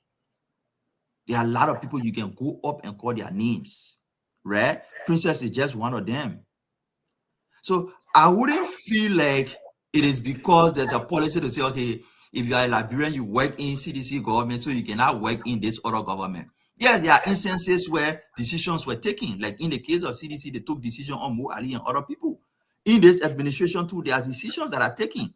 We saw employees of state-owned enterprises in different places dressed in their CDC uniform, went to do their party headquarters launch. Nobody touched them. Nobody bothered them. They went back to work on Monday. Nobody touched them. So there's no policy to say when you work in CDC, you can work in UP. There are instances where people who probably did something, they decide to take them from government in different roles. But there's no policy. I don't think any reason why she will be affected by that. If she be affected, it will be for something different. Everybody know the lady, and the president appointed her. All right, thank you. Let's hear you. Let's end with you. Sir, before we come to you, my brother Winfred, let's talk to Emmanuel. He went off when he was speaking. Mr. George? Stanton, reading what we have in the chat room, I think it's an allegation against Princess. And we look forward to further investigation of the allegation that have come up. And I see her lawyer is ready, Mr. Fadiga, to pull the story down or to apologize. But the challenge here is that Mr. Fadiga is accusing another person, not Princess, of owning that property. And perhaps that's where the investigation will have to take a foothold. Again, as Mame was saying, but I want to take it to another point. Safai Gray was with the CDC. Princess is with the Unity Party. And it's something that may just need further investigation, because I know that if with her position right now, if Princess actually did not have ownership of that property, she may not be raising the questions against a permanent publicist of the Unity Party during the last election cycles. So again, I will wait for more information on this before I conclude, but something is happening here and that need further investigation. Thank you. Thank you very much. Let's hear you, Winfred. Okay, there are a couple of clarifications that we have to make here. And, like I said, I know Ms. Cooper very well as an entrepreneur. I stayed at her place, and she has like a rental property, like an Airbnb type. Well, you just say you don't know. You just say you don't know her. No. I did not say that. No. I asked you. You said you never spoke to her. You don't know her. No. Yeah, but no. If you rewind the tip, I told you that I know her, but I don't know the circumstances around these properties and what the Fadiga brothers are saying. Now, Ambula said that she worked for government. She's never worked for government before. She's always been in the private sector. She's never, Safwa is a Unity Party. I know her to be, Safwa is with CDC. I know Ms. Cooper to be a staunch Unity Party member and a highly professional young entrepreneur. I stay at her facility. I know she has an MBA from Morgan State University, as I stated before. But one thing I just wanted to clarify, Amberline. So people respond to things differently, right? And so with the plethora of lies and misinformation that goes around in Liberia, some folks, you know, I mean, we saw what they did to Cummings, and we saw what they did to Musa and other people. They heap these lies and stuff on you, and they tend to stick. Others are like, you know what? I'm not going to buy this. I will hit you hard. You know, if you hit me with a pebble, I will hit you with a rock, or I'll shoot you, or whatever.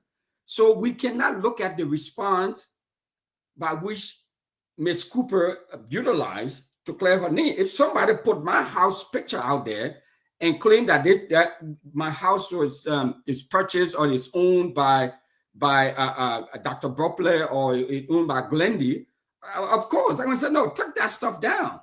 You know, take the picture of my house down, and I can choose to respond however way I want to respond. And you may see it as being disproportional. I mean, that's on you. But to her, this was, you know, as a professional woman, as a professional person she decided to go there and say, you know what, I'm not going to play this game to these Fadiga brothers. You know, I'm going there. I would bring my lawyer, and you talk to my lawyer, and my lawyer sent you a letter and say, take this stuff down. You know, so sometimes, you know, we can't be playing all these little things. People go on Facebook, there's tarnishing our reputation and all of that. This is the first job that she's held in government. This job that she was just appointed to. So the Fadiga brothers are wrong? I'm not saying, I mean, the investigation is ongoing, but what I was saying, I was trying to correct what Mame was saying, you know,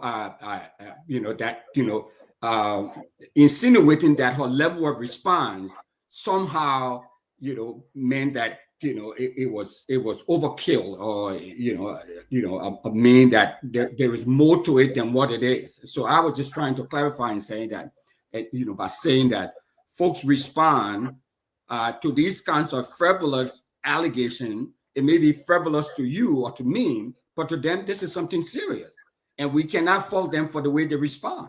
And so, I mean, you know, so let the investigation play out if that's what they were calling for. But to just come out and just manufacture these lies on people, especially to a young. Now you're saying that they're lying, though. You're saying they're lying. Until the investigation proves otherwise, we don't know if this. That's what I'm saying. You're saying that they are lying. I'm just saying in general, Stanton. People come up with lies and half truths and all of that. Can I have a second, please? Can I have? Go ahead, Ted. Okay. I just get off the phone with Princess, right? This woman is owing $300,000 as we speak. She have a loan with GT Bank. She will share with me. But why you can call the cantor now? Ain't she watching the show? Yes. So let me finish. She will share with me her payment plan. This is ridiculous, right? I hear my brother Mommy say it's a cover up with this and that. No, we need to stop this thing, this witch hunt. This woman work in the private sector. And with her also, you correct. Mommy trying to make it look like, oh, she will work in the government. No, that's not true. It's a appointment. She's gonna share her payment plan, and she urged those naysayers to go to GT Bank. Go and do your due diligence and find out. And she's willing to give you the chance to go ask if you get a loan. We need to stop. Okay, Kev. Let's hear from Princess Cooper. We need to stop this. Let's hear from Kev. I will ask you to come on. Kev, I get Princess Cooper number. I will call her. I have a number. I will call her, but she needs to speak. But I think we got to go. Lenny, I see your hair. You want to say something? We got to go. All right.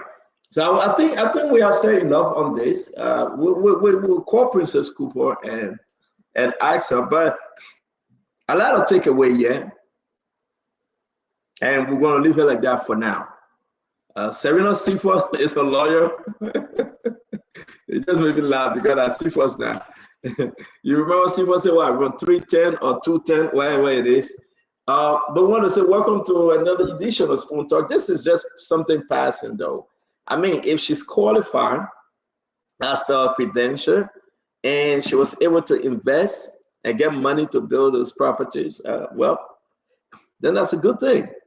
But I'm still not too something yet, Dr. Bobler, because somebody is chasing her.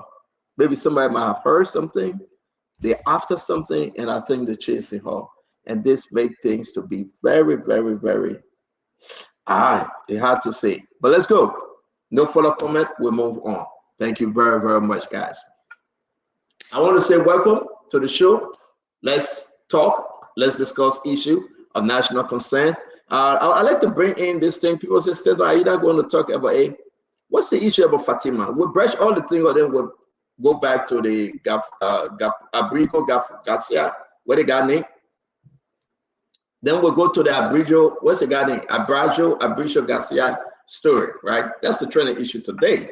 But what happened with this Fatima thing? Let me come back to you, Winfred Russell. Let everybody take a position here if you can. What's going on with Fatima? Did Fatima lie during her confirmation hearing? I really know whether to talk about this, but I'm forced to talk about it. And to be fair, let's talk about it. Did she lie during her confirmation hearing?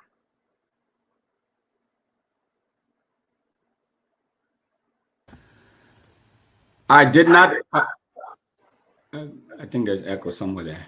Are you playing the clip first, CEO? Excuse me? Were you going to play the clip, or are we taking turns? No, we're going to let you guys, then we'll play the clip. Why don't you? Do you have a clip of her confirmation, and then you play, and then we'll comment on that? I think in the chat, we'll up and down attacking each other. KO your own story now. You're not listening to the TV before. The whole chat round, we got the money to get over 200 comments, text back and forth. Tell her, man, did she lie? Well, there was a misleading insinuation. Okay. And when this appointment was made first, okay, because now there's no question about it. What I know, at least from the public record I have seen, Fatima is eminently qualified. She has a MSW, Master's Social Work degree. And I remember when this appointment was made, I was one of those who said, this is great that she's a lawyer, partisan of the Unity Party, and a great supporter of President Boyka.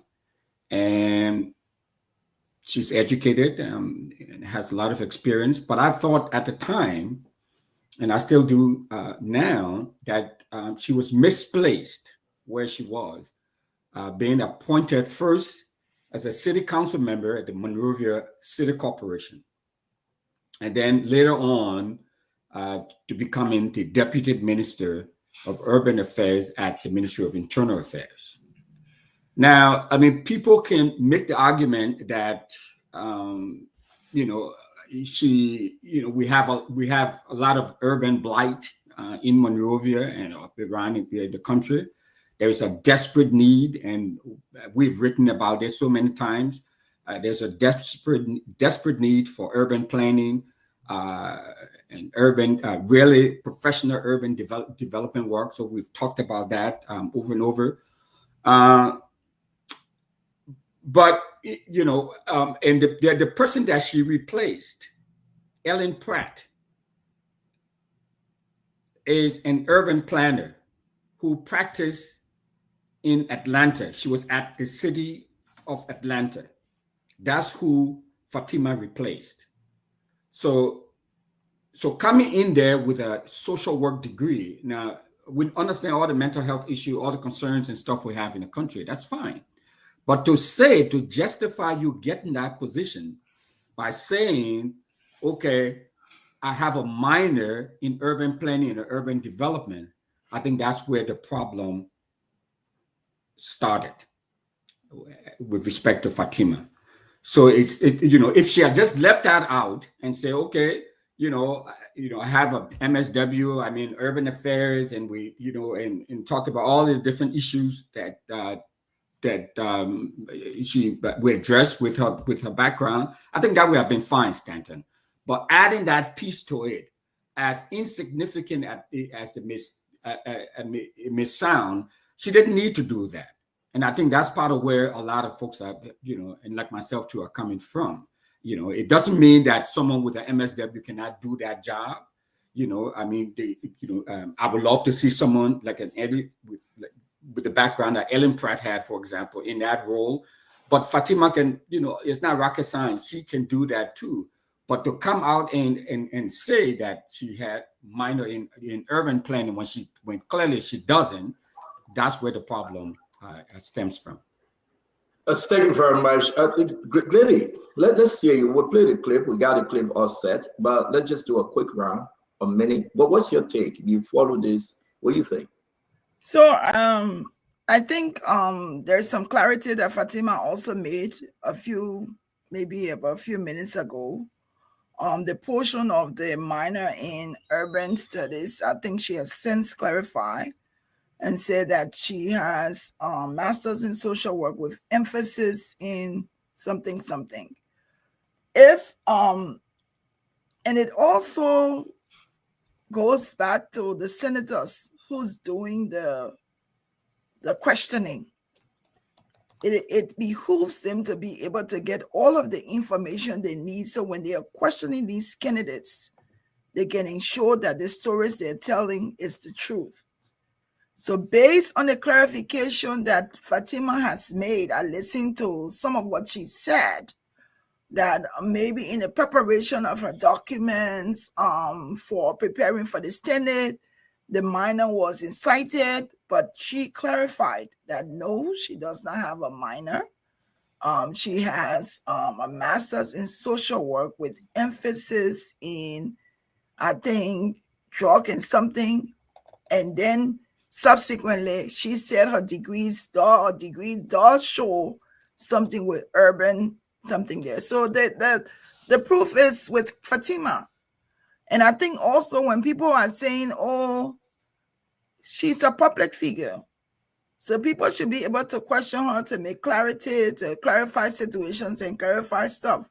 She's made the clarity. People want to continue to go, like she said, the college is open, the university is open. Call them, ask them so they can provide you with the proof. But I'm going to go based on what was said on the day she was questioned and what she has now subsequently clarified. There are two different statements. Thank you very much, Glendy. Tamba? Yeah, thank you, CEO. I followed the Fatima Binta Salif story and her confirmation hearing. I wouldn't necessarily say she lied, but here's what I would say. I think she misspoke, and also she exaggerated a bit her qualification. Look, she's a master's degree holder in social work. That's her area. That's her expertise. I think when she went further and said that she has a minor in urban planning, it was stretching the truth a little bit, but I won't call it a lie. She tried to embellish, and I think this is where I think the lesson here for public servants, if you are called to serve, is to be truthful. Don't try to embellish. Don't try to make your qualification look nothing more than what they are. Your qualification, the people who appointed you have vetted your background, and they believe that both your background and your support to the cause are relevant and your experience are relevant. That's why they name you and they nominated you to that position. And if you read the story further, the King University where she graduated, King University doesn't offer minor in urban planning, as per Fatima's response. So clearly she misspoke, and I think this is where public service officials shouldn't be afraid to come forward and say, look, I misspoke here. This is what I meant. Clarify and rededicate and move forward. But I won't call it outright a lie. I think she just misspoke, and I think she should be truthful going forward as a public servant. Thank you. Thank you. Dr. Bobla, what say you? Stanton, I spoke with Fatima before her confirmation. I have not spoken with her after. So the only thing I'm responding to is what I heard and read in the papers. If you were confirming somebody to be chief medical officer of JFK, the specificity of qualification is more important. When you are confirming somebody to be a deputy minister for internal affairs, and you ask them, do you think you're more qualified for mental health versus this? You're asking the wrong question. That's not the question I would ask. I would ask, are you familiar with the responsibilities offered, the struggles, and the successes? What is your vision? And what goals would you set? And when you leave that place, what can the public expect? That's the kind of question I would be asking, because it will be prescriptive for that person going into the role, and then we can hold him or her accountable. So I have no issue. I think Fatima is bright, she's qualified, she has a master's degree. And let's just be real here. If that's the route we're going in terms of the specific or your qualification, then I will argue that more than 60% of the people who work for government shouldn't work there, because I don't think they're qualified according to the roles they play. I think Fatima would do well there, and she should move forward. That's a problem. Thank you. Phoebe, what say you? Yeah, and for me, I didn't listen to her when she spoke. I just read portion of what the excerpt from Front Page Africa, and listening to following the arguments in the chat room, and also the few panelists that spoke on. My point about, when you go for a confirmation or you go for whatever issues, just be blunt and to the point about what you hold and what you qualify for. The interviewers might have their own way of placing it. Like Dr. Brooklyn said, he was the one who would have asked a different question than what they asked. But I think you just have to be straight to the point. There is no need to try to sugarcoat or polish your credential. Just say it as it is. And, like the president that appointed you has some explicit confidence in you. That's why he appointed you. So just be blunt and to the point and go for it. And when the Senate, they are the quality assurance of the government to make sure that whoever gets in meets the requisite qualification or so. But bulk of the time, they confront people anyway. So just be clear to your point, and you don't have to polish anything. So I think if she polished and now coming back to make clarification that was wrong or was on her part, but just be blunt to the point. That's an advice for every other person. You got master in what, say it. You got bachelor, say it, and move on. Thank you. Thank you very much. Connor? Senator, I listened to the exchange, or the exchanges, among others. The only point I would have, problem with is when you're talking about having a minor concentration in a master's degree program. This is a specialization, and I say that to say there's no function in the public or social sector that somebody with a master of social work cannot do. That is one of the broadest studies you can ever undertake. I got to know because I deal with people with mental health, and in that setting, social workers are highly, highly attractive. And let alone you dealing with folks in a social setting, in the urban and rural, that encompasses. But probably when she talks about specializing as minor, that's the only thing. But her function is such. Let me give you one story. Liberian folks who have a mindset, and this mindset probably is the feeling that when you have a social work degree, you cannot do, for instance, that function that they appointed her for, which is baloney. It's like one guy was saying somebody have a PhD in physical education, and they make fun about it. And I said, well, try to pursue a PhD, let alone you specialize in a certain degree. There's nothing called PhD that is funny. Extremely challenging because you are presenting a professional aspect of a particular field. They used to make that fun in Liberia until you get to know yourself in the world, that anything around PhD is no fun. And Stanton, I think, yes, as Tamba said, maybe she misspoke, but she's qualified well enough to work in any urban or rural setting, as long as social interaction occurs within those sectors. Conor, thank you very much. Mama, what say you?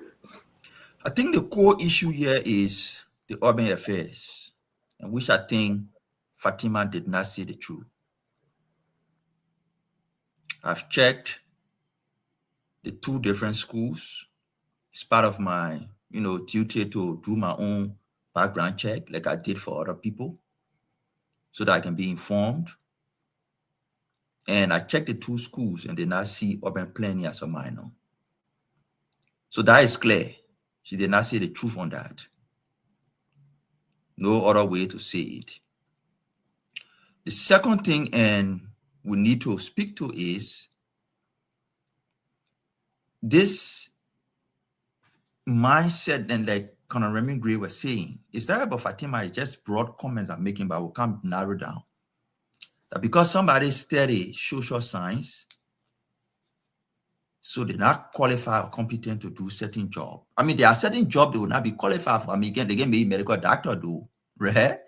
But there are certain things broadly you can address. And I will give people examples. You can do all your politics. Giddens is not an engineer. He works at the Ministry of Public Works. He's the minister. See the success stories from the Ministry of Public Works. You see what I'm saying? President Boakai did not study agriculture. He was agriculture minister. Go back to his time and see the success stories. Sekou Dukle to the port. He's not a port expert. He's a business development specialist. See the progress the port has made. Social work. Urban challenges in Liberia today. Anybody on the show listening, what is the fundamental major social challenge in Liberia? Is that drugs and substance abuse? Think about it. What is the major problem facing our city? We got road issue, we got electricity issue. We do not really fall under them. But mental health, addiction, drugs abuse, the vulnerability of young people, slum communities and the challenges they face, part of the major problem the city face. If I were Fatima, I would use that to justify why the president put me in the position. And that is the additional value you bring into that role. In addition to what other things will do, that is your competitive advantage. The city is facing a pandemic of drugs and substance abuse. In addition to infrastructure and other issues. That is your competitive advantage. Stick to it. And I think the Senate should look in that direction. This 30 seconds, Stanton.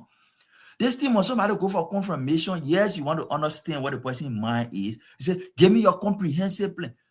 The government has adopted a plan already for urbanization, for the Ministry of Internal Affairs. That is the plan the person is going to implement. That's the plan they're going to execute. They might have their own strategy around how to do it. They might have some thoughts around how to do it. But the government adopts a plan.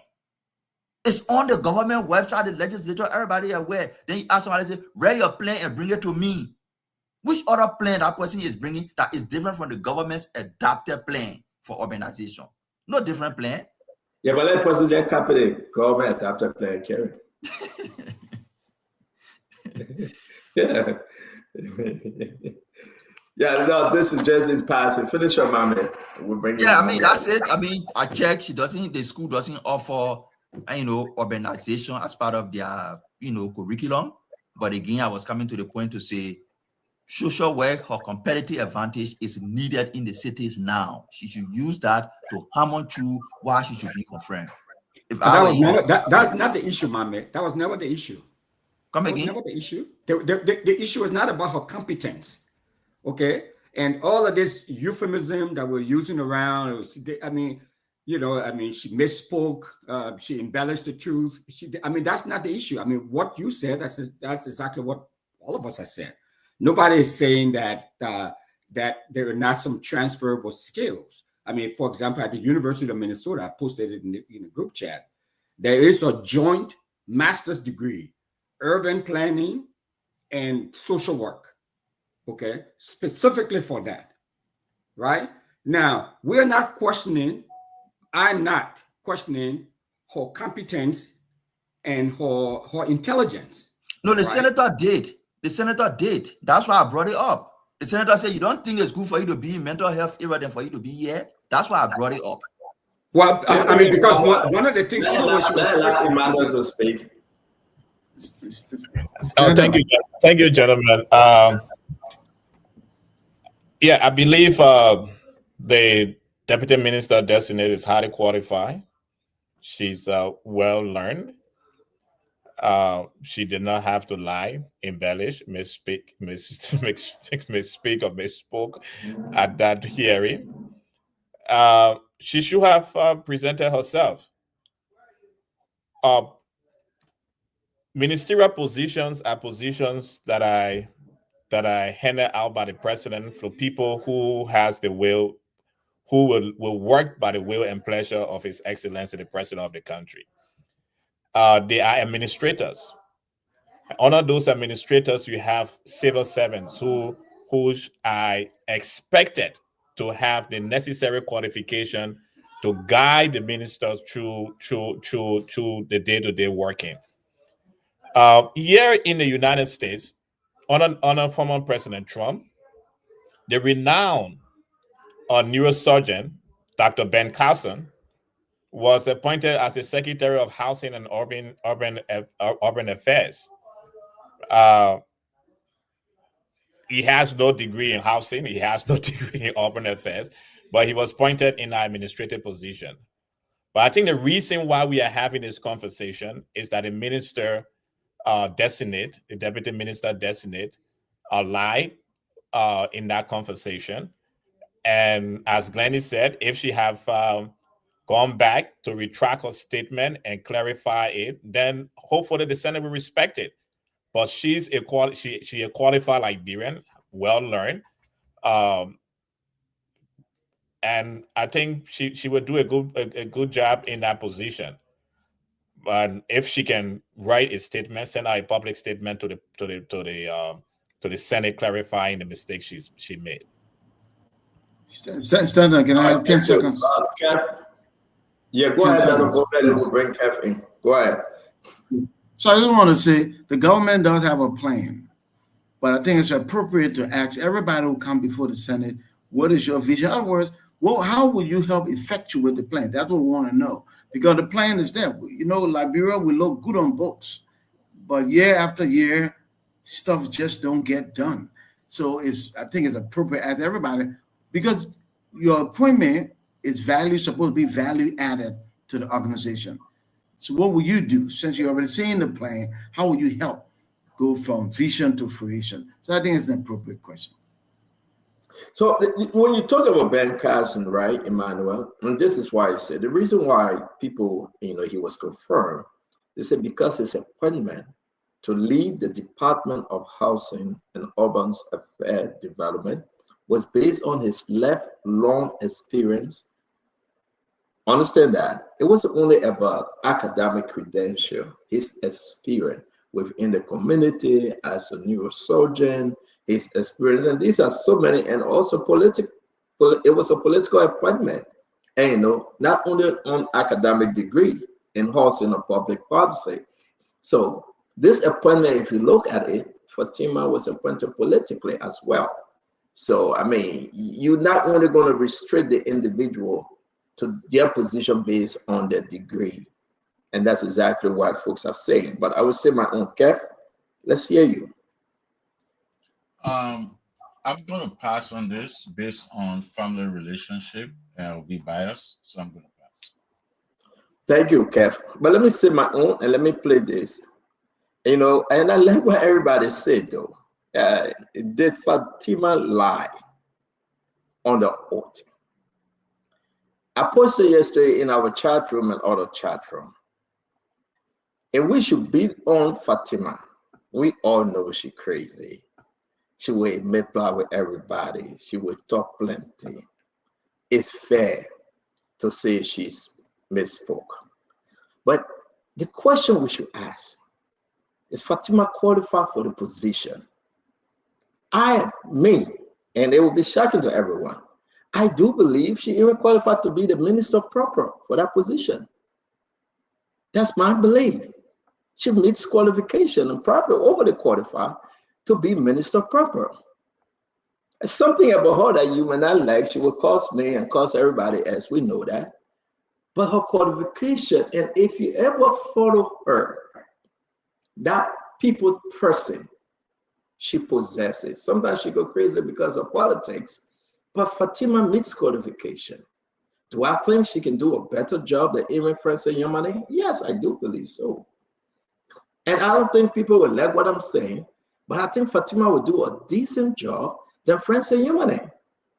Fatima and myself, without friends, people will make people say, Stella, why are you saying that? I have followed her track record when it comes to working. Look what Mommy said. This girl used to leave from one job to another job to go take care of folks in places like Camden, places like Trenton. Not they say, I know. When a mother is crying because her daughter went astray, Fatima was on that phone 24/7, trying to relocate that little girl, trying to bring her back home. The issue was rare in Burlington. Fatima was at the people's house every day with the state, with the family. So sometimes this thing is not only about the qualification based on the academic credential, it's about the experience in that role. As a social worker, she possessed the experience. So the lawmakers can ask the technical question. They say define government. Yeah, she can define government the way she sees fit. But to every Liberian, and take it from me, I think that was one of President Barker's super best appointment. Put away something she's a diehard unity partisan, she support President Barker. It happens, right? But I think that was one of the best ever for that position. And if you ask me whether she can help President Yomane on that position, if he still remain internal affairs minister, I think her contribution would be greatly appreciated by all Liberians in time to come. Should the Senate confirm her? I would say yes. The Senate should confirm her. I don't see who qualified that will come to that position that will perform better than Fatima. I have not seen that individual. So for my closure on this topic, maybe somebody, she make me mad all the time, and, you know, she call me, I don't answer her call, but I put her aside. That's our own. You took her from the chat room. Yeah, and I took her from the chat room, and she called me, but that's our own thing. But will she connect and help rebrand that internal affair and help bring about sanity? I do believe she will do a good job. I think the Senate should give her the chance. And I think President Barker appointing her to that position was a unique one. Whether she say, get a small degree in urban affairs, well, you know, you can brush that off. She have clarified today, like Glennie said, that's fine. You know, but we need her.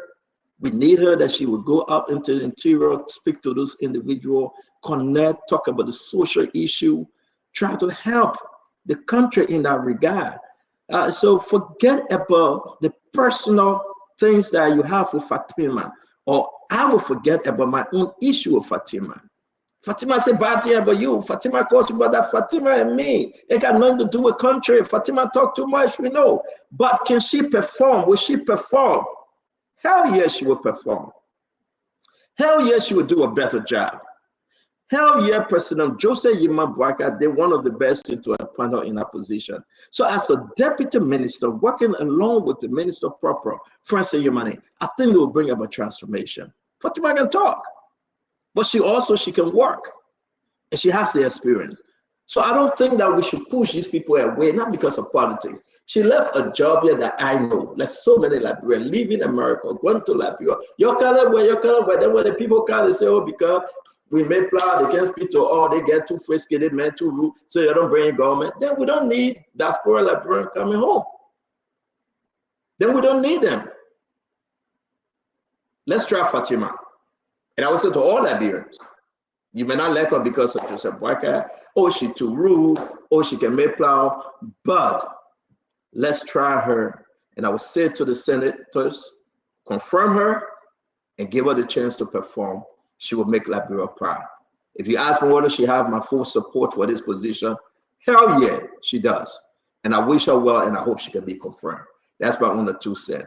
I don't put personal thing in issue with the country. I don't put personality. You know, I do it because of country. Now she have clarified, like Glennie said, I think the senators should look at that and advise her and give her the chance to perform. And I think all Liberians will benefit. I do believe that Fatima Bintou Salif would perform exceptionally well, and the government and the Senate should give her the chance to do so. Seriously, apart from all personal issue, she will perform adequately to the pleasure and will of President Joseph Yema Boakai. Stanton, that's never the question. That was never the concern. The concern is she lied under oath. That's a crime. And we cannot be Winfred, and all of that. Yeah, but so Winfred, we can't be speaking from both sides of our mouth. That's but Winfred, and you say your own, and the people hear your concern. I say my own too. Winfred, I have a question for you. Everybody go in that place, right? And everybody go with different things. Let me tell you something. Let's talk about Sarah Beslow. Sarah Beslow came with credential that we all beat on. But is she performing well today? As per the president's desire? She gets some issue. But some other places, Sarah Beslow Yanti is performing. I can say this. Some other issue, the Nicotech issue and other downsides issue would be on Sarah. But is she performing? I mean, some way, somehow. Yeah, she is performing. I don't put my personal stuff because people might say John Chamberlain, so when it comes to country, I'll put that in the middle. No. Fatima last more on her oath. Yeah, that on her oath. She will take off from on her oath and she will make the correction. So we will move on her oath and pull over oath and make this thing right. Let's give her the chance. We cannot, listen, guys, let me just leave it there. But I do appreciate the fact that, as Glennie said, she made the correction, she spoke. We should give Fatima the chance. The Senate should forgive her and give her the chance now to move forward to serve in that capacity. And I think she will perform well. Like, listen, if the Senate can bring in Roland Guinness and Abacha and say, hey, we forgive him. And they forgive the man, mommy. You remember the road contract? So the Senate got to go, hey, we forgive him, we take the war. So it is what it is. But hey, Roland Guinness do it. He's doing his thing, he's performing like mommy said. So no problem. Let's give Fatima the chance. And I think it will be all well.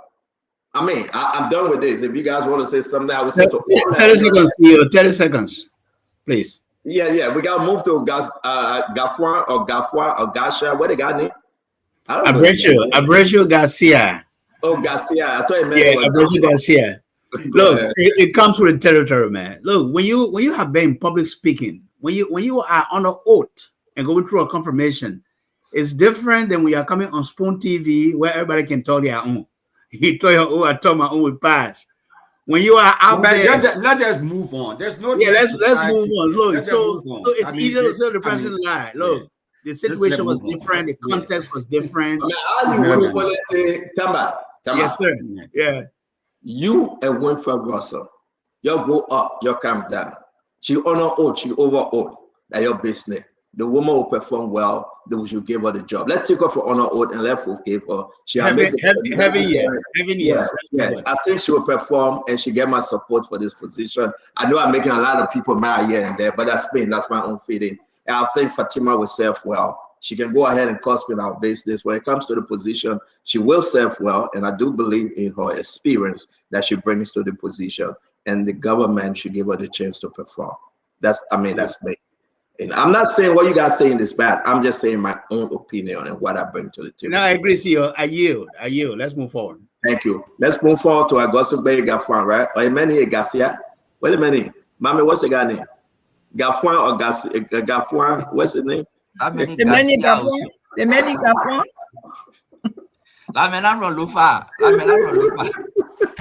Yeah, you got it right. His name is Gafuan. His name is Garcia. English like Gafuan. Oh, the English interpretation like Gafuan. So, folks, welcome to the Spoon Talk. Share the show. Let's make progress. I want to play the video from the press, the emergency press release today had at MICAD concerning Garcia, where you have Cyril Besloyanti, you have the Justice Minister Oswald Twe, and that of Jerry Limick Pierre. Let's listen. As the Minister of Information said, we are here to confirm the press release issued by the Minister of Information to the extent that to confirm that the government has agreed to receive and provide protection from Mr. Kilmar Abrigo Garcia, who has been removed from the United States of America. I want to emphasize that this decision of the Government Bureau is based purely on military ground and it's on a temporary basis. It is basically consistent with Liberia's obligation on the various international instruments in our constitution, laws, regulation, immigration, and visa policy of the Republic of Liberia. What also is that Mr. Garcia is coming to Liberia not as a prisoner. He will be free to leave Liberia, freely to move about freely. His exit from the Republic of Liberia is guaranteed. There will be no harassment, no intimidation. He will move around as our constitution in Article 13 guaranteed. That every person lawfully within the Republic shall have the right to move freely throughout Liberia. They reside in a part thereof and believe therefrom subject power to the safeguard of public security, public order, public health. So you'll be free to reside in Liberia, you'll be free to leave. Yes, we know you are aware that he is a 10-year-old father of 3 children. So his family will be allowed to visit him as they desire, to come in to Liberia freely as they desire. Again, we want to assure you that this decision is, if you know the history of Liberia, it's consistent with Liberia's long-standing tradition of providing refugee and protection for individuals. We have done this for ages. And we intend to keep on being a place of shelter, refuge, and sanctuary. All right, guys, so there you have it. The Justice Minister Oswald Twe. We're going to do this. We're going to go to some of the clip that we caught from the Costa podcast today.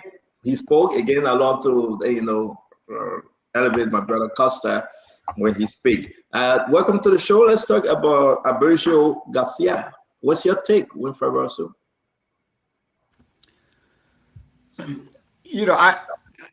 I have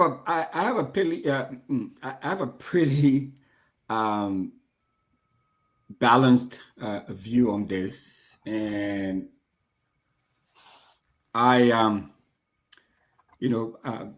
as we know historically, Liberia was set up as a safe haven And over the years, there have been many people, including Nelson Mandela. We have talked about that. There have been many people who have come to our shows looking for freedom, looking for assistance, looking for help. And we have opened our doors to them. So, I see that, as one of our core value as a country, in supporting and helping the downtrodden of the world. So this situation with Mr. Garcia, I see that in that light. He's not coming to Liberia as a prisoner. He's coming to Liberia through the humanitarian gesture of the Liberian people, the Liberian government. So I don't particularly, have a problem with this, but I know you and I talked about this, Stanton. Hopefully next week we'll have some immigration attorneys and human rights advocates on the show who can clearly dig deeper and they're not Liberians, they're all Americans, and look at the implications of all of this, this decision by the government to grant him a special humanitarian visa to come to Liberia to see what the implication will be. But I look at other countries, other serious countries too around the world, Ghana, Rwanda, Eswatini, South Sudan. There are many countries. And, so if we want to look at it, we've got to look at it through the geopolitical lens. And there's a lot of money to be had. Okay, we cannot ignore that aspect of it. It is what it is.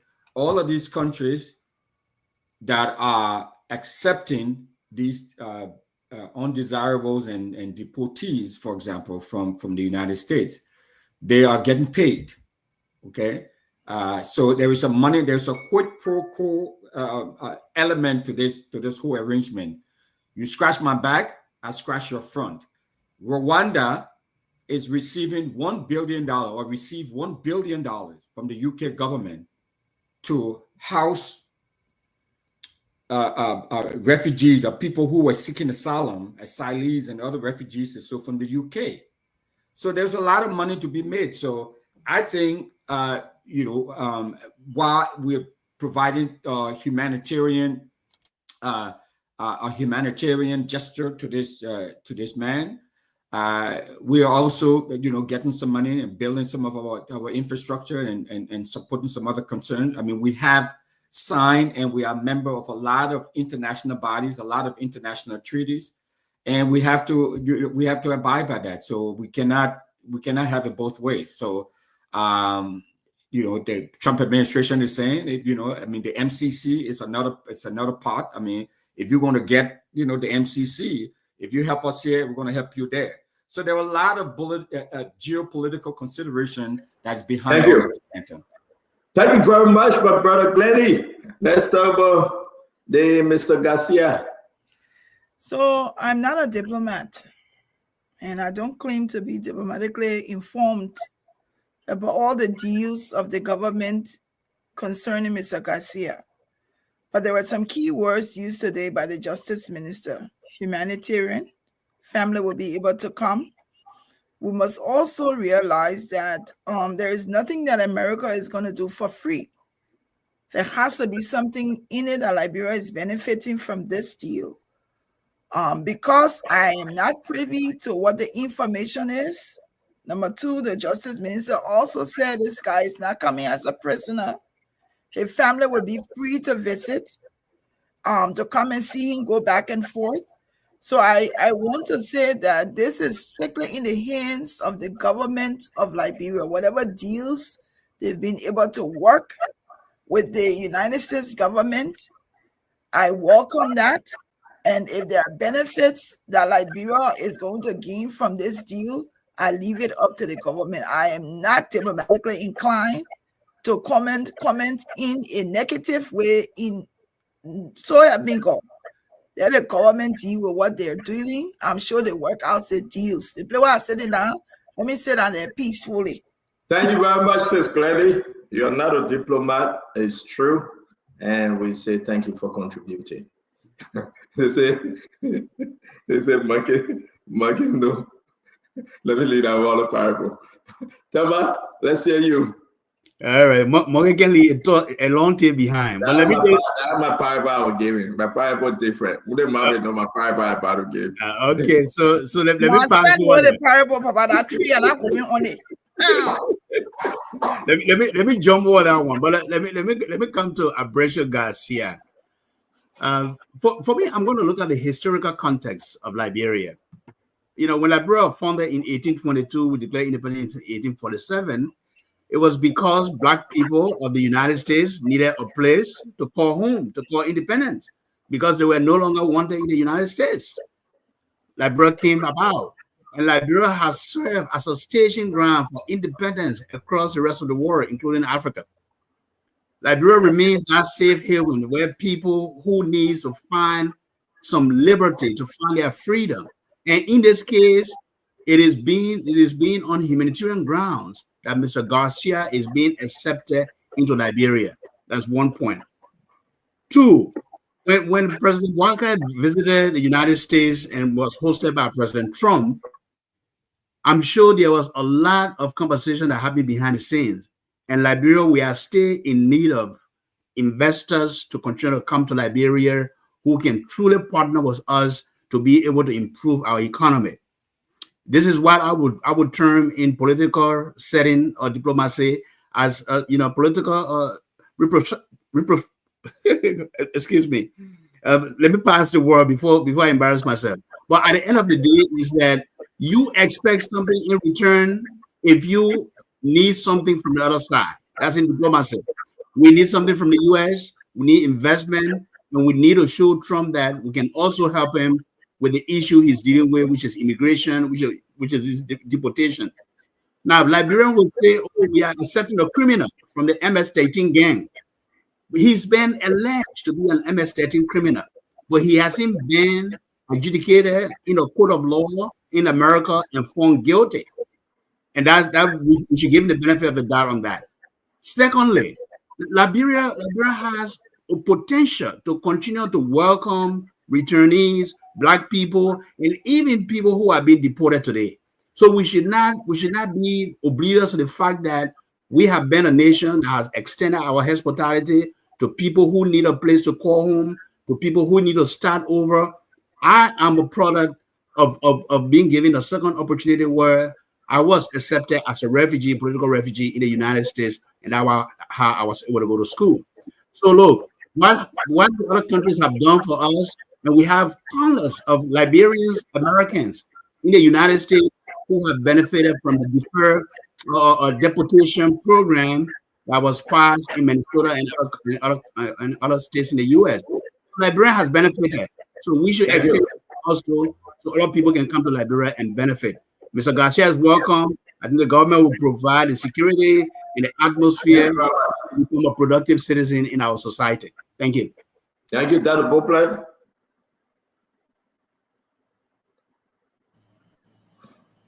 Stanton, the gentleman in question, okay, I think it's important that people know the history. Born in El Salvador, he immigrated illegally, according to the U.S. record, to the U.S. at 16, but he left because he was trying to escape gangs. He lived in the U.S., went to immigration court, they put a hold on removal, so he lived there. He had his children that were right in Maryland, and his wife. And then when they sent him back illegally, his wife went to court and forced the U.S. government to return him. There has been no evidence that he's been engaged in gangs and stuff like that, as alleged by the U.S. government, the Trump administration. So I say all that to say this.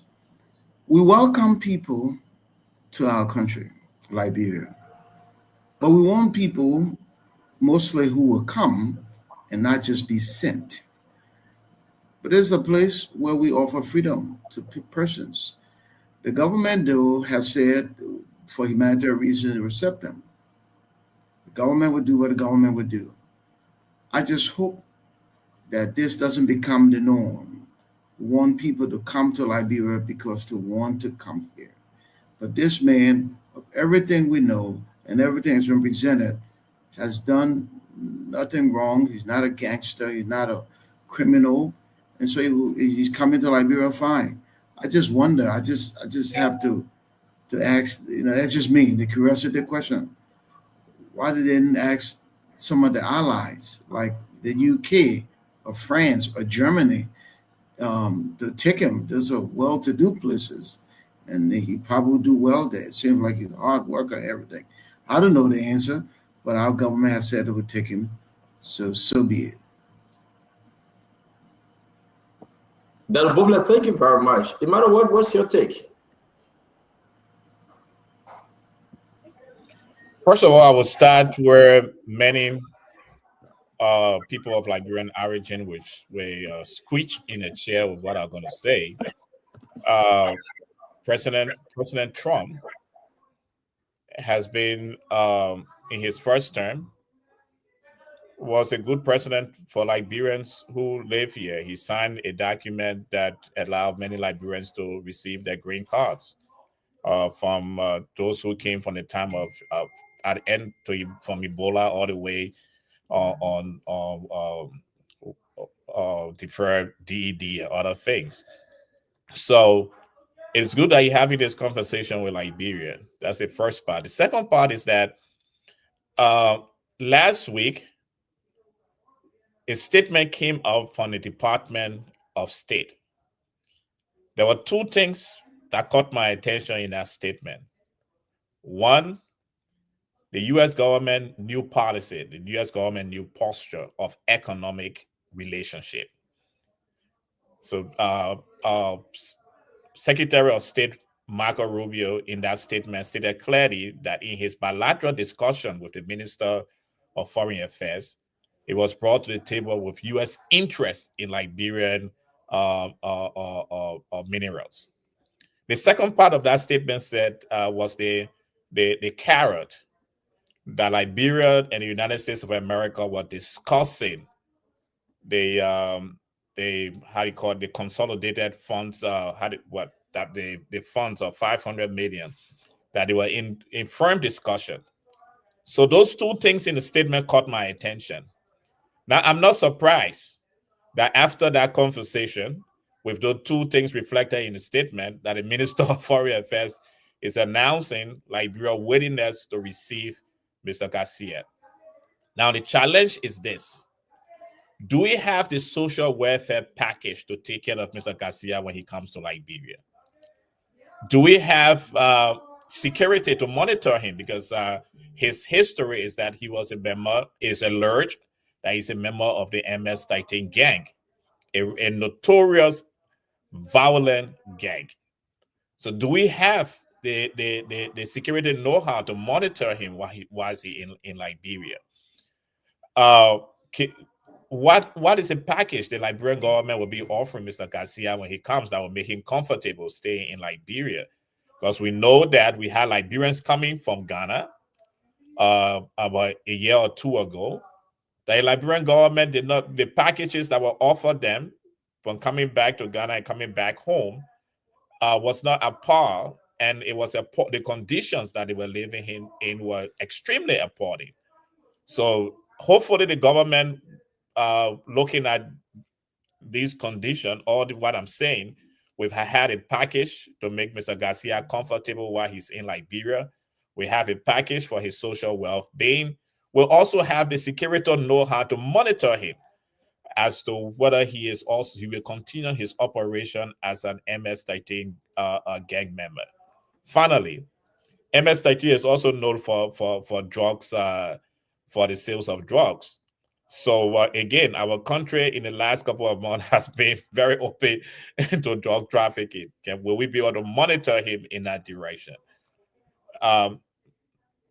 I think that's the point I would like to make on that. And hopefully, the Liberian government walk out smiling. It's a great decision. And I look forward to us receiving the $500 million from the Millennium Challenge Funds. Mame, let's hear you. Thank you very much, Emmanuel. Mame, let's hear you. For me, I would really want to focus on making some corrections.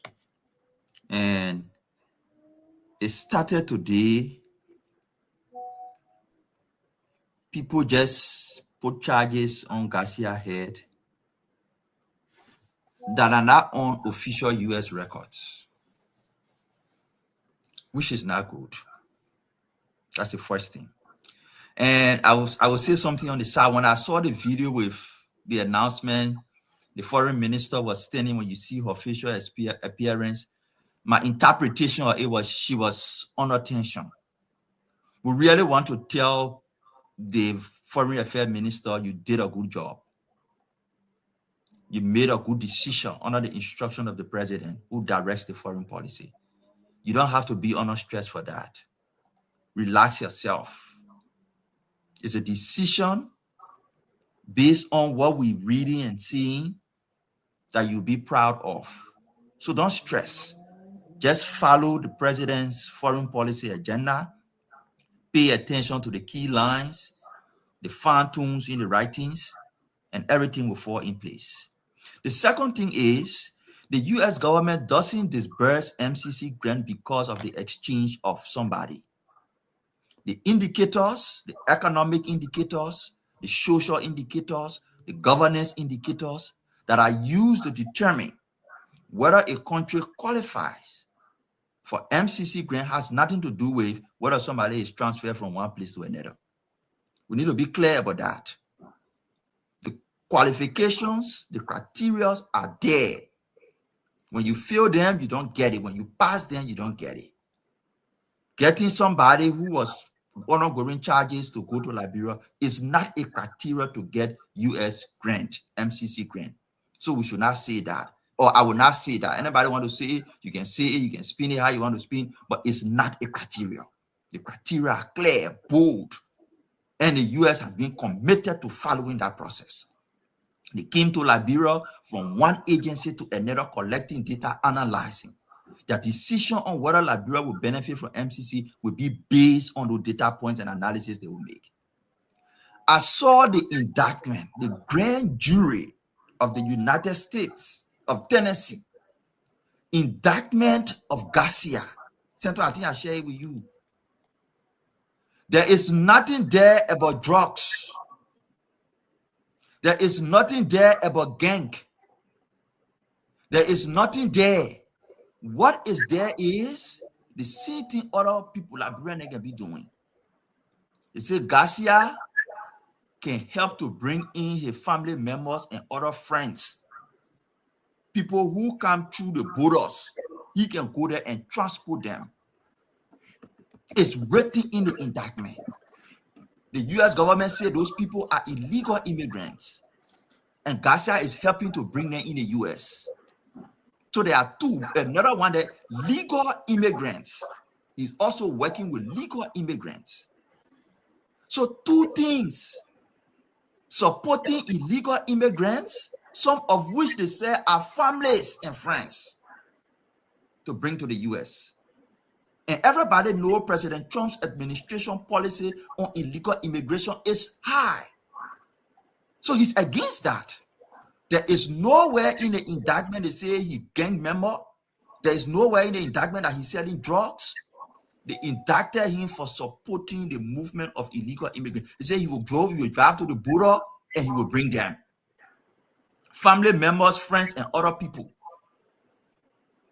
And President Trump made a decision even before the case went to the Supreme Court. The Supreme Court of the U.S. government ruled on this matter that his deportation was illegal. But President Trump said, yes, even if he said it, but he would not live in the U.S. while I am president. So it becomes a foreign policy of the United States president. And he said, I will make sure he doesn't live here. I have the right under the Constitution to decide that. For Liberia to support President Trump achieve his foreign policy agenda is not a bad thing. Ambassador Cyril Bessel, is that a bad thing? Somebody say, why Liberia? Why not Liberia? Why not Liberia? Let's come back. Let's hear from the others. We will close up on this. We're going to hear from you, Conor Gray, Kev Hassan. All right, Senton. Thank you. You know, I think if I were the foreign minister, I would also be having a nightmare, and it's a tormenting moment. I don't think the United States will approach a foreign nation just for one individual. And if you think that this is an exchange of one apple for another carrot, I would say think properly. This is a test case. We want to know how many of those individuals will be relocated in Liberia. And Mame made it clear that this is an influential guy, not only to El Salvadorians, but also people from that region. Anybody, if I'm noted to drive to New York, bring Liberians to come into the country from all walks of life, and definitely I'm an influential person when it comes to people coming into the US. This guy is deeply rooted. Forget about whether or not they're accusing of doing certain things. I heard Ghana took 28. Ghana took 28. How many of them will come into Liberia? And where people find their the fellow country people, they establish a culture there. And you have to look beyond this. Why if they say they are going to bring 1,000 El Salvadorian into Liberia instead of sending them because their country rejecting them or wherever they come from? Do you know the repercussion of that security-wise? You sat there to think you think President Trump will be enacting a foreign policy that benefits only one person that was removed from the United States. So think about it. This has recurrent effect, and I don't want people to think that that has a way of blemishing our own human rights credential. But I think it goes beyond that.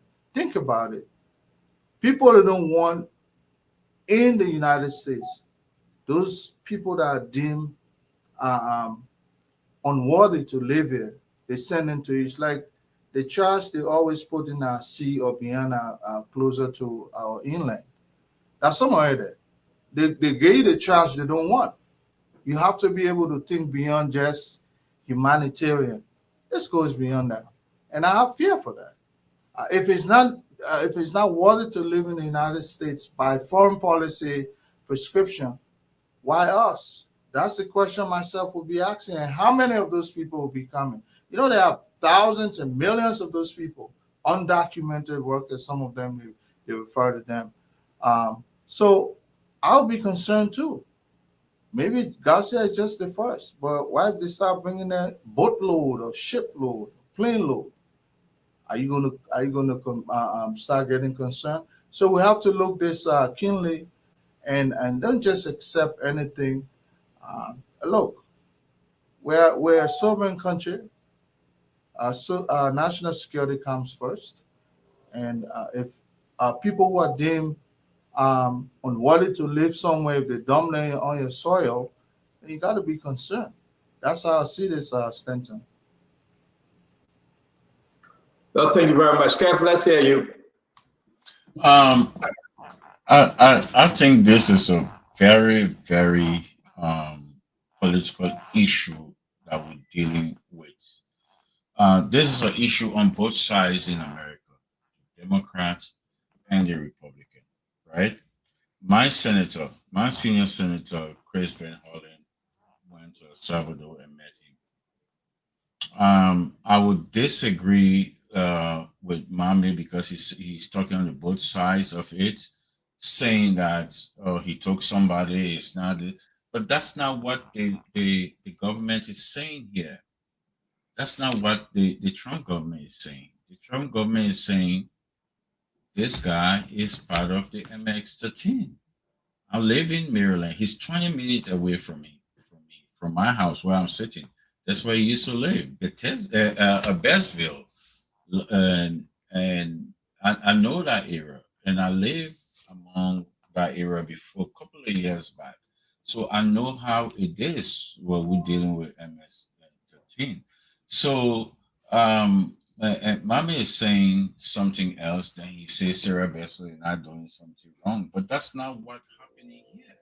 My senator went to El Salvador and they fought the Trump and government, saying that this guy is X, Y, and Z, but the Trump government is saying that. So if the government of Liberia had a foreign minister Sarah Bessel, I don't know what was the rationale, what she's saying, right?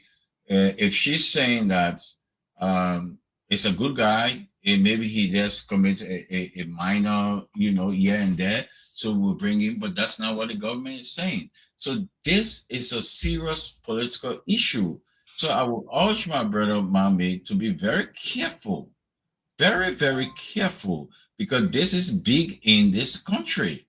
Because if the house is flipped, if the speakership is flipped, if things are flipped, what is this government will be? Chris Van Hollen will be heading some committee. What will happen? And I'm speaking to you, Russell, because you've been there. And I think you got a lot to say on this. And I think you need to educate Mami or start playing politics with this thing. Because the house might flip. And if it flip next year, what will happen? So it's not everything is politics. Sometimes we just have to look in and see how best it is for our country. Because I know Sarah Bessel and them is doing this. But if the house flip, what will happen? What Chris Van Hollen will be saying about Liberia? How is the foreign policy towards Liberia and America? So this is big in this country. Tamba, you know that. And you know, Dr. Buple, you guys know that. You're here. This is big. Mami should not be playing the kind of everyday Liberian politics. Yeah, and this, yeah, and this. So this could come down on this government very seriously for the role they're playing. I hope they know what they're doing. It's up to this government. I'm from the CDC. We don't have any say in this. We're not going to be part of this. But I just want people to understand, if the house flip, Chris Van Hollen, my senior senator, in my state, what role will he be playing? What will he be saying about the decision? Because they believe that this guy should be back in America. His wife, Jennifer, saying my husband should be here. Thank you, Kev.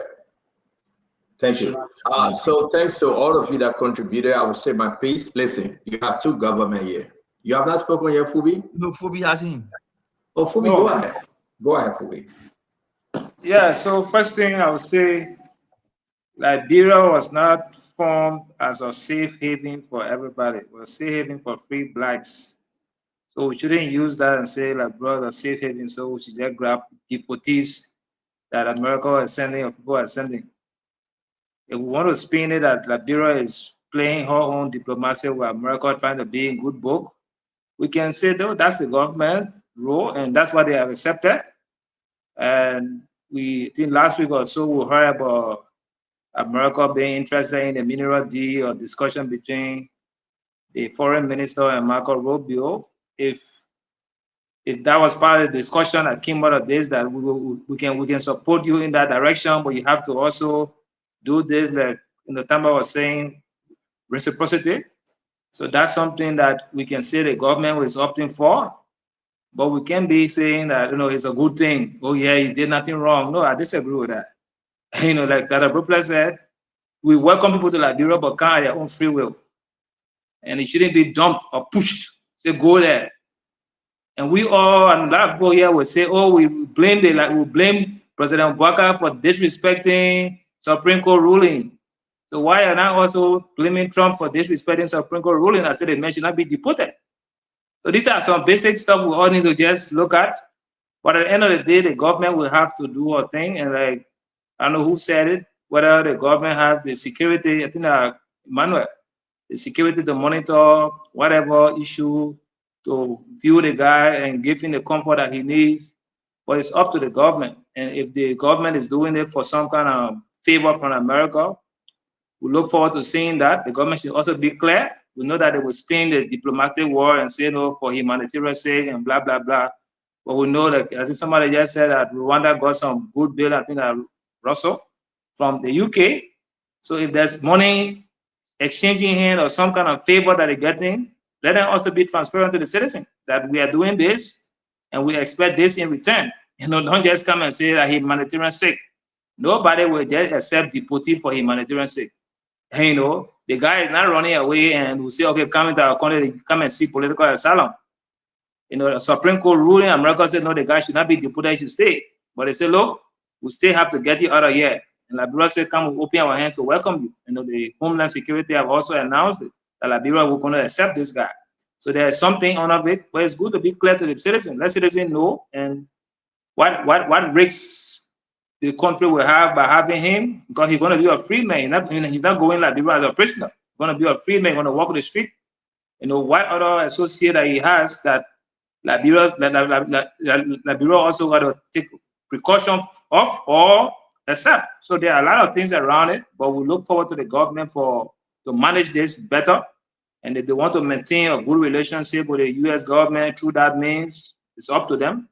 But they should be clear to the citizens also. It shouldn't just be a well-washed polish. They just give it a diplomatic sale for humanitarian sake. Thank you. Thank you very much, Fubi. Listen, guys, you have the government of Liberia and the government of the United States.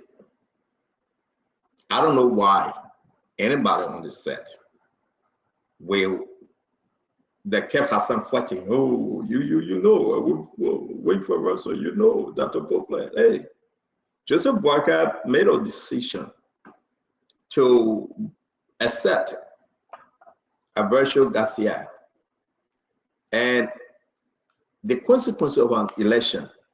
This is when election matter. It does. You voted for Joseph Boakai, believing that he would do that which is right on national security. You don't know more about this story, though. I don't think anybody, the Cyril Besloyanti, the Justice Minister, President Boakai, knowingly, intentionally bringing in Garcia to destroy Liberia. No. A lot of conversation is happening in the back. A lot of things has been worked on and they continue to be worked on. I think the decision for the president, I do believe it's in the interest, the national security interest of Liberia and that of America. Brother, go up, come down, spin it. We're gonna ask you whether you support it or not. But I think it's in the national security interest of both countries. I'm not saying any quid pro quo yet. We signed treaties. With UN, we signed treaties with America, we signed treaties with other countries, right, Russell? When we go into these treaties, you think we just signed it to Jerome Abdullah Mohammed? We just signed it and we're not reading the papers? We send people that learn, people that represent the country through UN, European Union, ECOWAS, AU, other organizations, international organizations, and we sign these treaties. So what's the complaint? When they were saying this, some of us were celebrating. Now to implement and the government making a decision, Cyril Besloyanti decision, I think it's commendable. I think President Boakai's decision to accept him should be commendable. I think President Boakai is doing it in the interest of national security. And if anything comes thereafter, the president will have to address and tell the Liberian people why it is done. Let's not ask for what. He is not coming in the country as a criminal. He's a free man. They cross all their T's and dot their I's. This is not just today.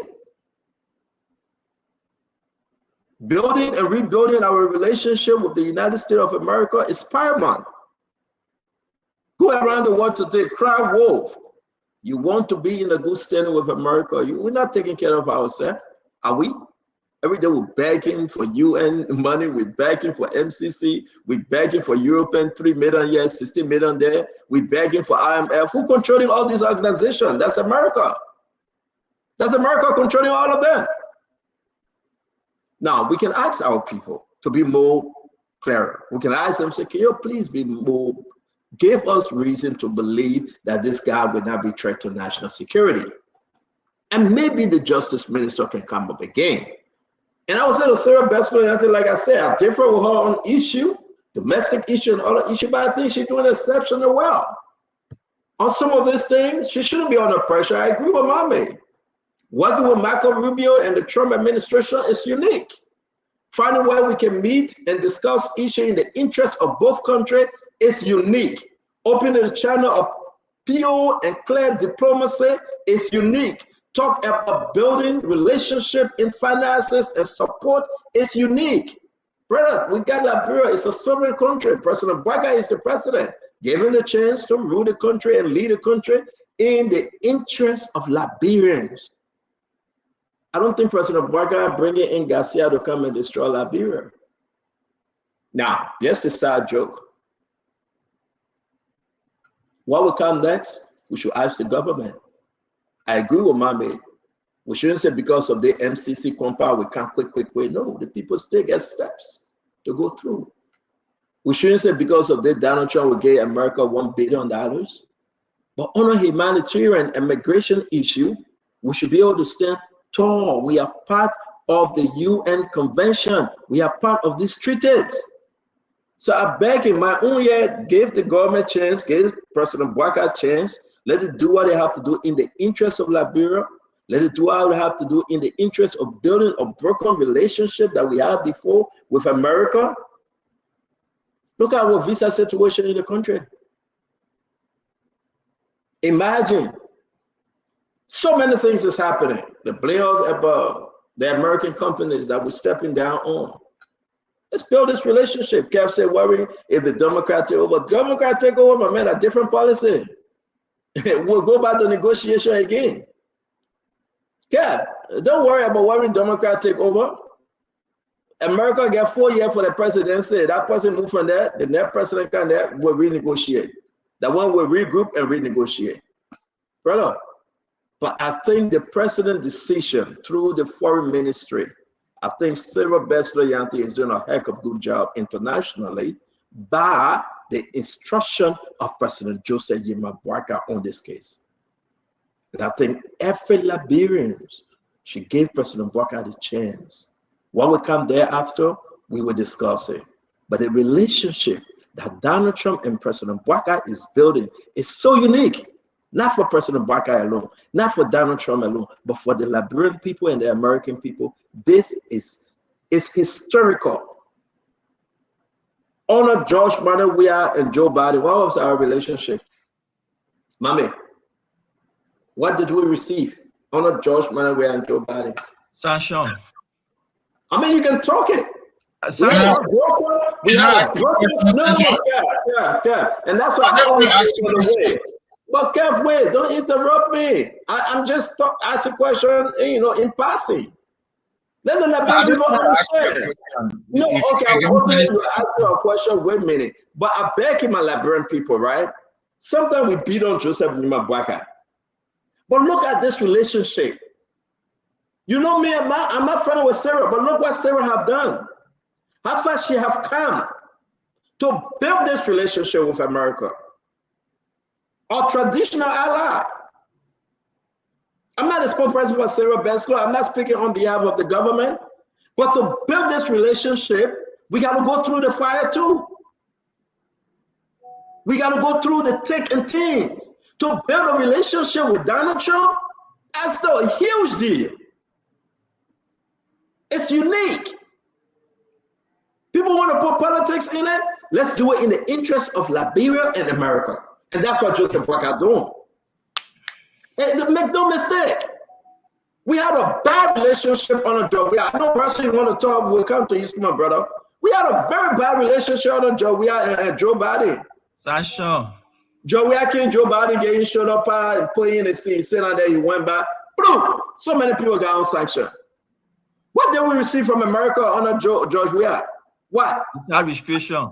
Under George Weah, people that used to come complain. But let me finish talking. Everybody will get a chance. Y'all want us to put this thing on? Let's put it up. President Bouaga is doing heck of a good job. Sarah Bessler Yanti on this one. I think they should. I mean, like Mama said, listen. I will call Sarah and tell her, stop worrying yourself. When you mess up, we'll beat you. But when you do that, which is good, we should compliment you. And I think in this negotiation, she worth the compliment. I think in this negotiation, she's doing exceptionally well. I think in this negotiation, we should start celebrating Jose Yema Bouaga quietly, implementing on behalf of the Liberian people. We should do that. And I'm not going to sit down here to talk about the past government that after immediately you left from there in less than 3 months, they put all your people on sanction. Money wasn't coming in. Things were rough. Visa restriction. Every day somebody is on administrative processing. We should open a better, long-lasting relationship with America. So when we get an opportunity through Donald Trump, we should accept this opportunity.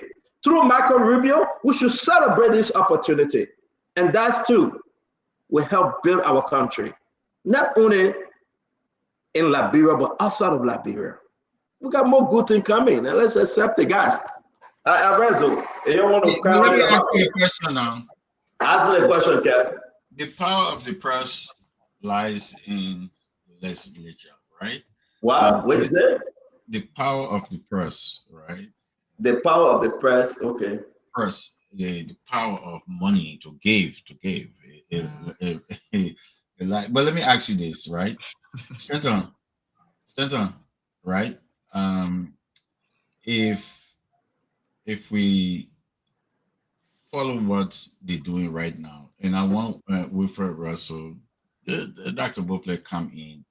So we ask a question, me or Winfrey or Dr. Bople? Yeah, you guys can come in. You Winfrey, and Dr. Bople, maybe come back and enter. Everybody ask a question. Everybody will come in. Let me ask this. We have a political divide in this case right now, right? Everybody. Or you making a comment? Okay, let me finish. I will ask the question. We have a political divide right now, right?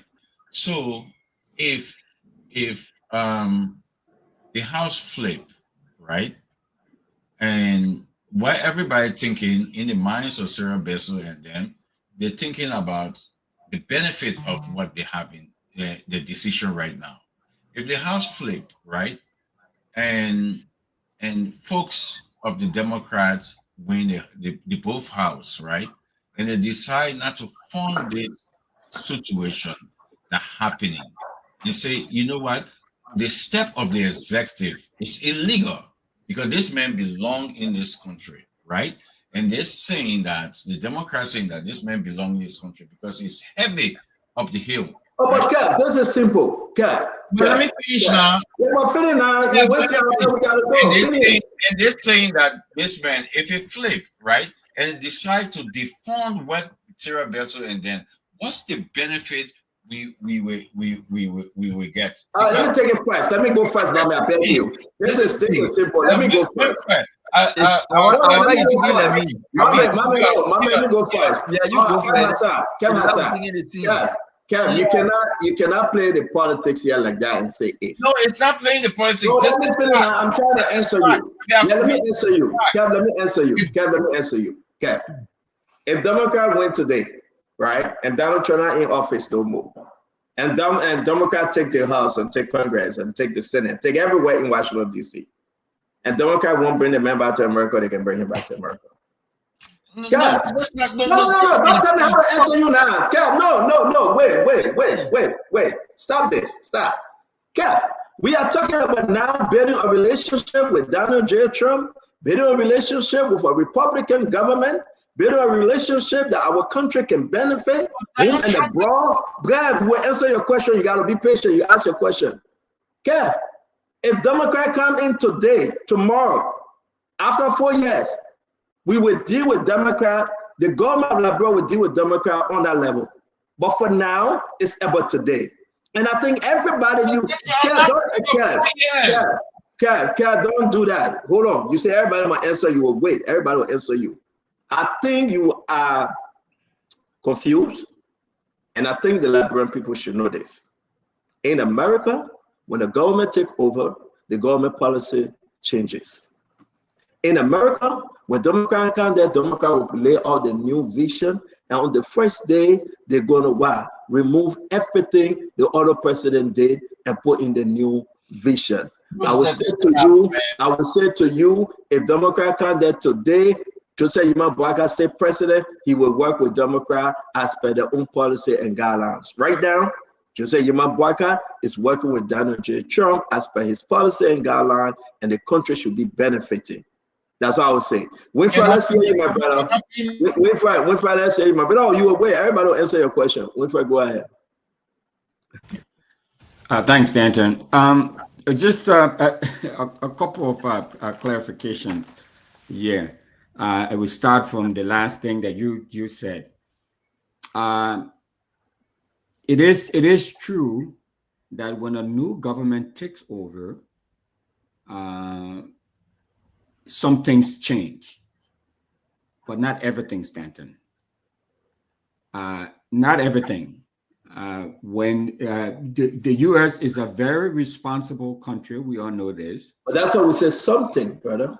No, you said everything. No, I would never say everything, man. Come on, guys. Nothing you say everything. No. Everything change when we have system in place, brother.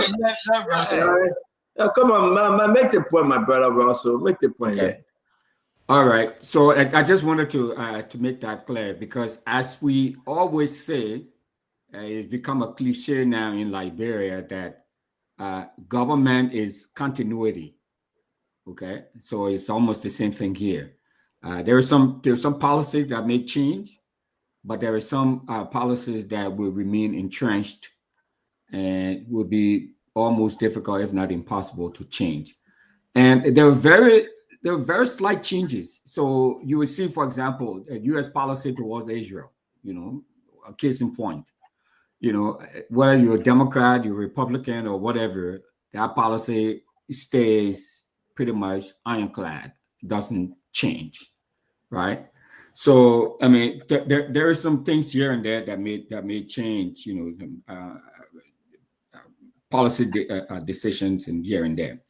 Now, Ambulard, what I said, I mean, we all know. I mean, we're having a conversation, right? So I'm not here to lecture anybody, because everyone is well read, is well knowledgeable about a lot of these things. But what I do know from being on a lot of these policy tables, there are a lot of intangibles that happen that are not in black and white. There are a lot of things that happen that are not in black and white. So when I reference the MCC and all of these other things, I'm not saying that, obviously they were not going to put that stuff in black and white. So it's true, the U.S. has its policies, its procedures that it will follow through. But the only difference here, I think, for us in Liberia versus here is that I don't mean any disrespect, by what I'm about to say, because I know some people might take it differently. But here, they're a little bit more sophisticated in their dealings than we are back home. But the same thing happens. Okay, all of these different, handshakes and and looking this direction, looking that way. I know that. I've been there. It happens. So to say that, I'm not saying the U.S. doesn't have its criteria and all of that, but Trump, as we all know, is very transactional. The U.S. is not going to give us anything for free. I mean, that's just the way it is. So they may look, the other way. There are some things about the MCC, for example. I'm just saying, for example, that they may have been a stickler about, but because Liberia. Yeah, but you're insinuating, you're doing all that little example thing, but that's what you want to say. what we are saying is that to you, to build a relationship with America, Winfrey, you understand that this is the way to go. Oh, that, I'm not. That's what I said earlier. So stop saying just in case and sample that you got to insinuate and give a different narrative. Yeah. No, I'm not insinuating. You guys are the one who insinuated. Also, at the end of the day, you should understand that where we are, we should give the government of Liberia a chance. They are still in conversation. These are just a pre-announcement coming up that this is what the government intends to do. They came out and said the government will be accepting Garcia. So therefore, the government, they are still in conversation. If any benefit comes thereafter, I think it will be in the interest of both countries. Exactly. Now, but but that's my point, Stanton. But I'm just saying for you, I don't want us to say what we are saying here when Kev come up to say, but worry if Democrats take control of Congress tomorrow. If the Democrats take control of Congress tomorrow, this is simple. Jose Yima Bwaka stay in power. We'll work with Democrats. Well, you have to work with the Democrats. We'll have to work with the Democrats. There is no if to this. If the Democrat come up and say, my people, we want Garcia back, Joseph Bwaka will say, y'all take Garcia back. Garcia is not our main warrior. We have security system in place. We're fighting with our own security system. We're fighting with everything. But I think the men and women that have advised this president to accept Garcia, they have crossed all the T's and dotted the I's on this arrangement. And I think this arrangement will benefit. I may not bring somebody on camera that is not part of the show, please. And I think this arrangement will benefit the Liberian people. That's my own thinking. Mami, we'll see you, Tamba, Fubi, and Honorable Gray, and we'll close on this. Stanton, I will say what I said before. The indictment on Garcia that I shared in the chat room, official indictment,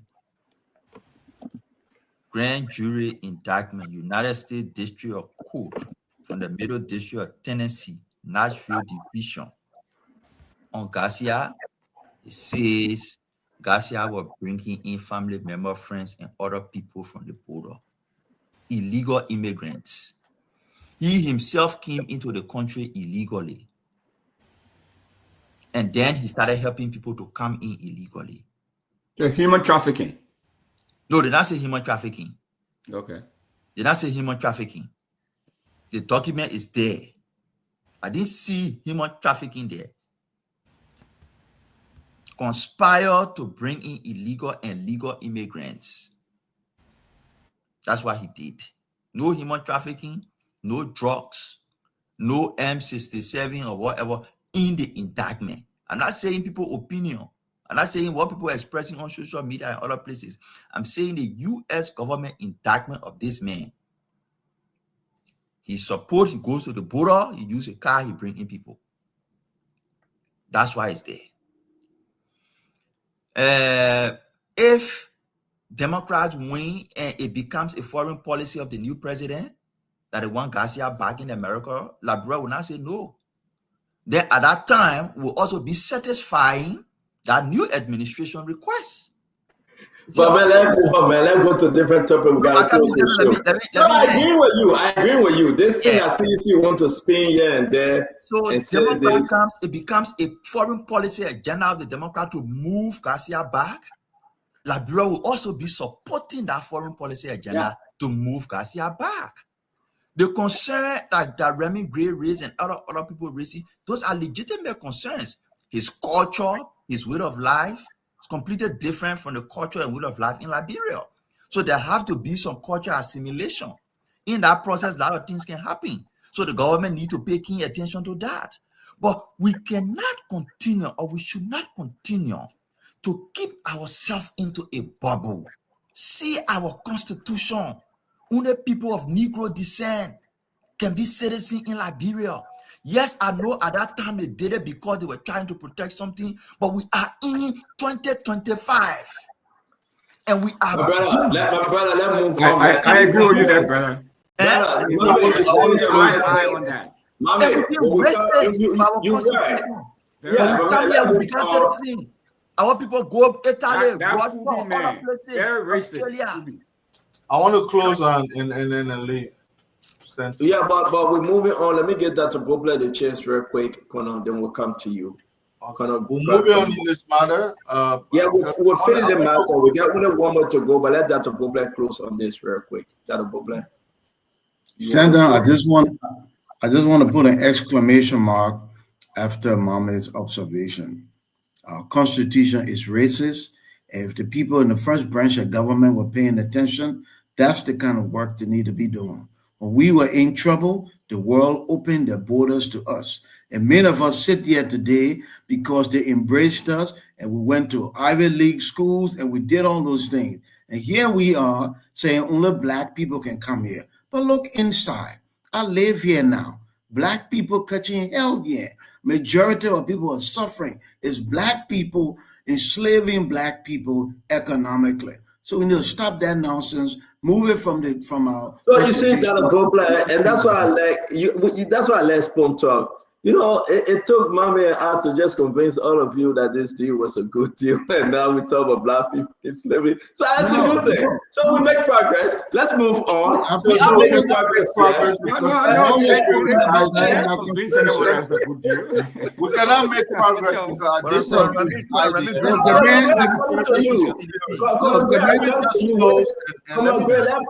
that Bobla feeling. We'll come to you. I said that to you already. On Garcia, look, the man is not a criminal, and my only thing is this was probably not his country of choice, but he finds himself where he finds himself. And if the government says he can come here, then so be it, no big deal. I think moving forward, we just shouldn't be the country where people are sent. We should be the country where people want to come. Dr. Bobla, let me ask you, if this no, let's we gotta go seriously. Conor Gray, no man, you always ask your question while Leo and Conor Gray, please go ahead. Let me say this.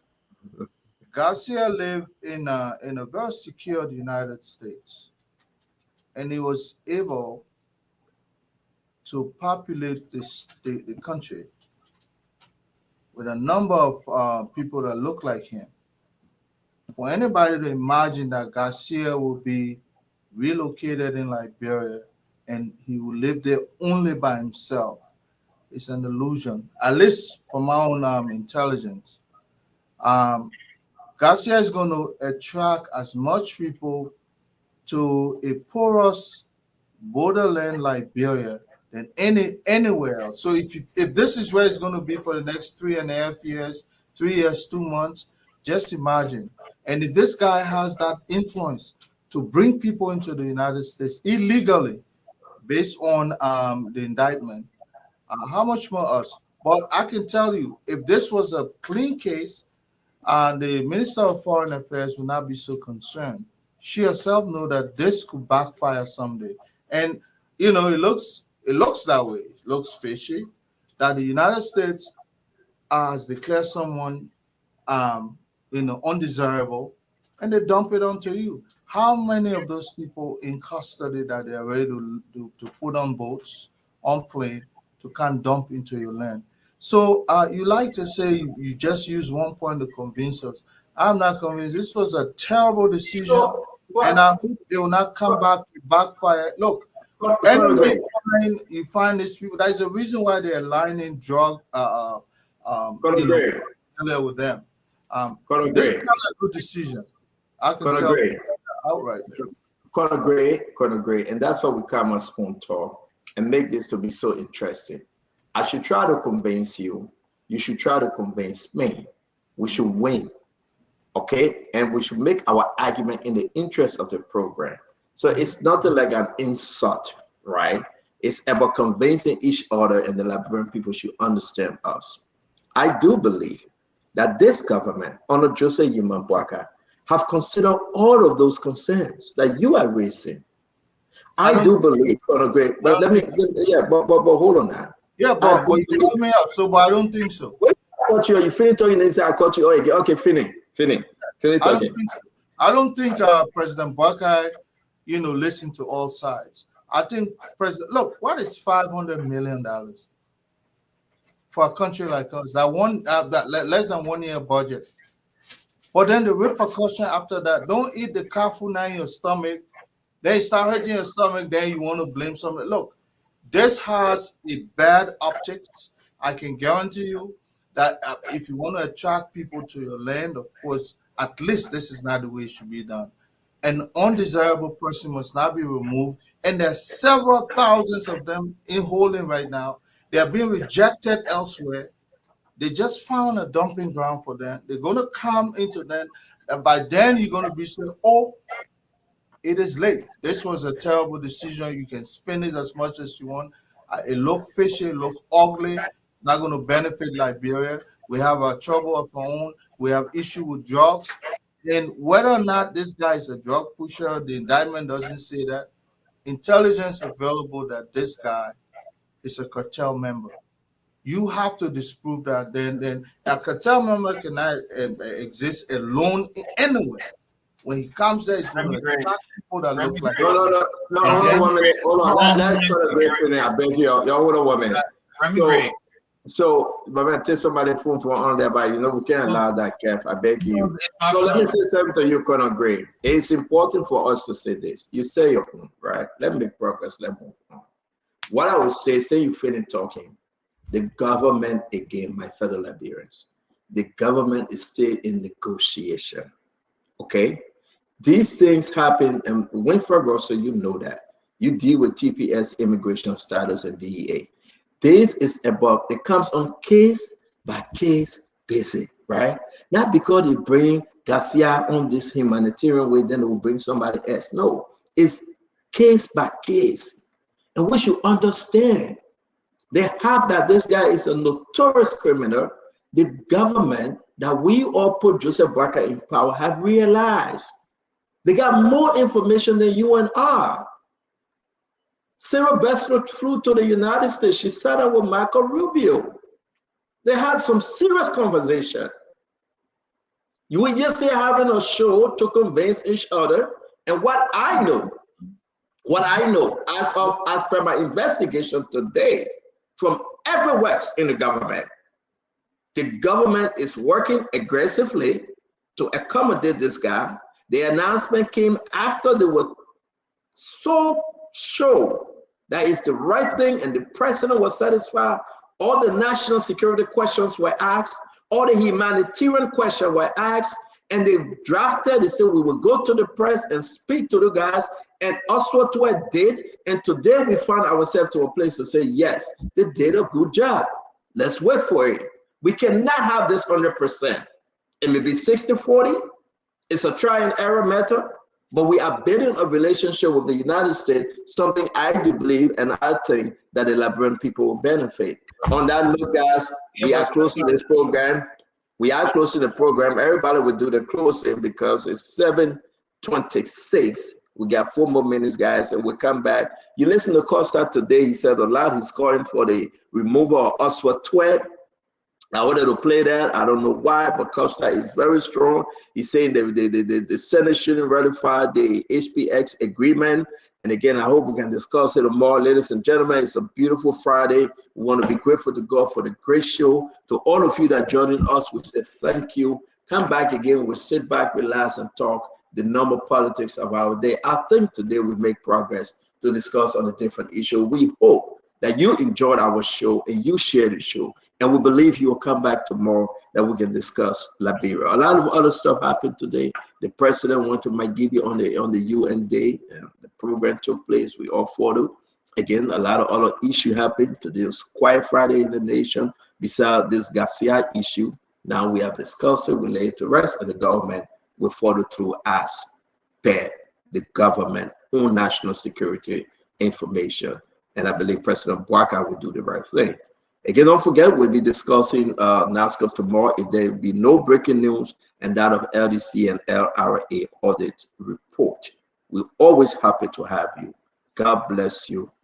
Keep the peace till we meet again tomorrow. Have a wonderful day. Don't forget, tomorrow is the ANC program. We'll be carrying it live. Friday, I believe, we're working on it. But ANC program to bring in the new global chair. With the election is tomorrow. And again, I believe Cummings will be addressing and he will be going live from the ANC camp. Musa Belete is in the country. He said he got so many engagement. Today we saw, how you call him, former President George Manawea going to the mosque to worship and, to celebrate with the Muslim people. And other than that, it was a beautiful day. Peace in the nation, no trouble. Dr. Boble get a new Starlink. He's doing good. He's not going off. We're happy for you, Dr. Boble. We will encourage your wife to go Liberia all the time and give you a new Starlink. Because only Hawk who have given Dr. Boble the Starlink. He's been in trouble with internet. I want to say, Winfred Russell, thank you. Tamba, as always, thank you, my friend. Dr. Rudolph Masio Boble. Respect, sir. Respect. The chief from Fubi, Harris, and Connor Abraham and Gray. Kefiko, as always. We got to let the lady to go home. You understand that she's a lone lady in the studio. And we got to end this thing right here, right now. Good night, folks. Bye-bye. Thank you, CEO. Good night, everyone. My mayor award is on the 27th, and I gave you his photo. Today is his birthday. Henry Sears, another crewman. Anyway, Liberia is being honored in the state of Minnesota as the chief counselor, mental health, drug abuse, substance abuse, all that stuff. Let's discuss it tomorrow. Let's bring him on. Let's bring him on. Let's talk about it tomorrow. Yes, sir. Yeah, I'll bring him on. Thank you very much. Very nice. Thank you. Thank you very much. Thank you. Mommy, you come back to wish Lorena good night. Where you coming back for? We end the show. We don't hear you, my man. Oh, I said Lorena good night. That is only reason you came back for? No, I was coming to close. We said no closing. You want to come out and say Lorena good night. Then you come by. Oh man, you got trouble. Lorena, don't forget to send me that link on Sunday, yeah? Bobby, good night, and we'll talk after. Which link, Paul? Which link? I don't know which link they kept asking for. Eh? I mean, you're Muslim man. Leave that thing. Lorena, which link? You muted. Winners Chapel Church Service. Winners Chapel. Oh, okay.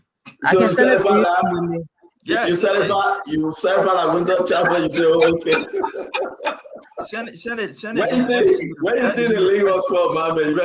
Let's listen to the inspiration from the pastor.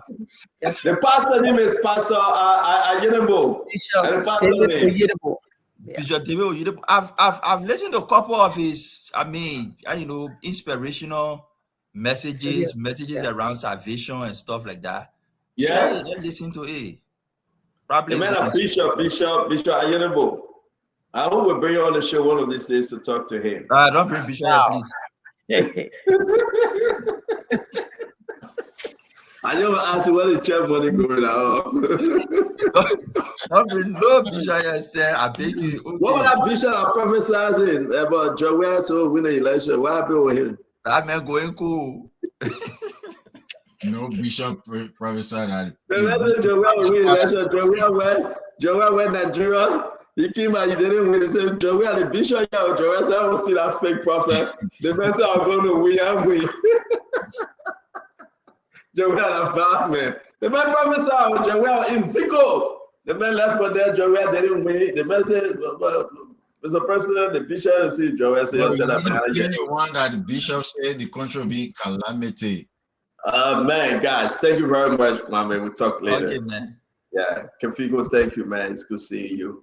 Lorena, thank you very much for holding it down. We do appreciate you. Have a wonderful evening. Exactly 7:31, Lorena, 11:31. Please be safe. Okay? Thank you, sir. Okay. Good night. See you guys. Good night, sir. Good night. All right, I tell you what, that's another top-notch presentation right here on Spoon Talk. Where the CEO stands on it with a spoon. Yep. That's him and the rest of the panelists that were here discussing Liberia as usual. A new edition, fresh edition returns Saturday night. That is going to be on the 25th of October. We thank you for being there, for watching, for listening, for sharing, for commenting, for subscribing. We know you're going to create your own podcast out of tonight's presentation. You are highly appreciated. And I always tell you to always put God first in whatever you do until you hear from us again. Keep following Spoon on Spoon TV Live on Facebook, Fabric TV Live, Super TV Live, Spoon FM 107.5, Fabric 101.1, and of course Spoon Talk on YouTube. Subscribe again, hit the notification button so that you get alerted whenever we come on. My name is Lorena Honoré, always asking you to put God first in whatever you do. Have a wonderful evening. You want to know what is happening more? For the future, want to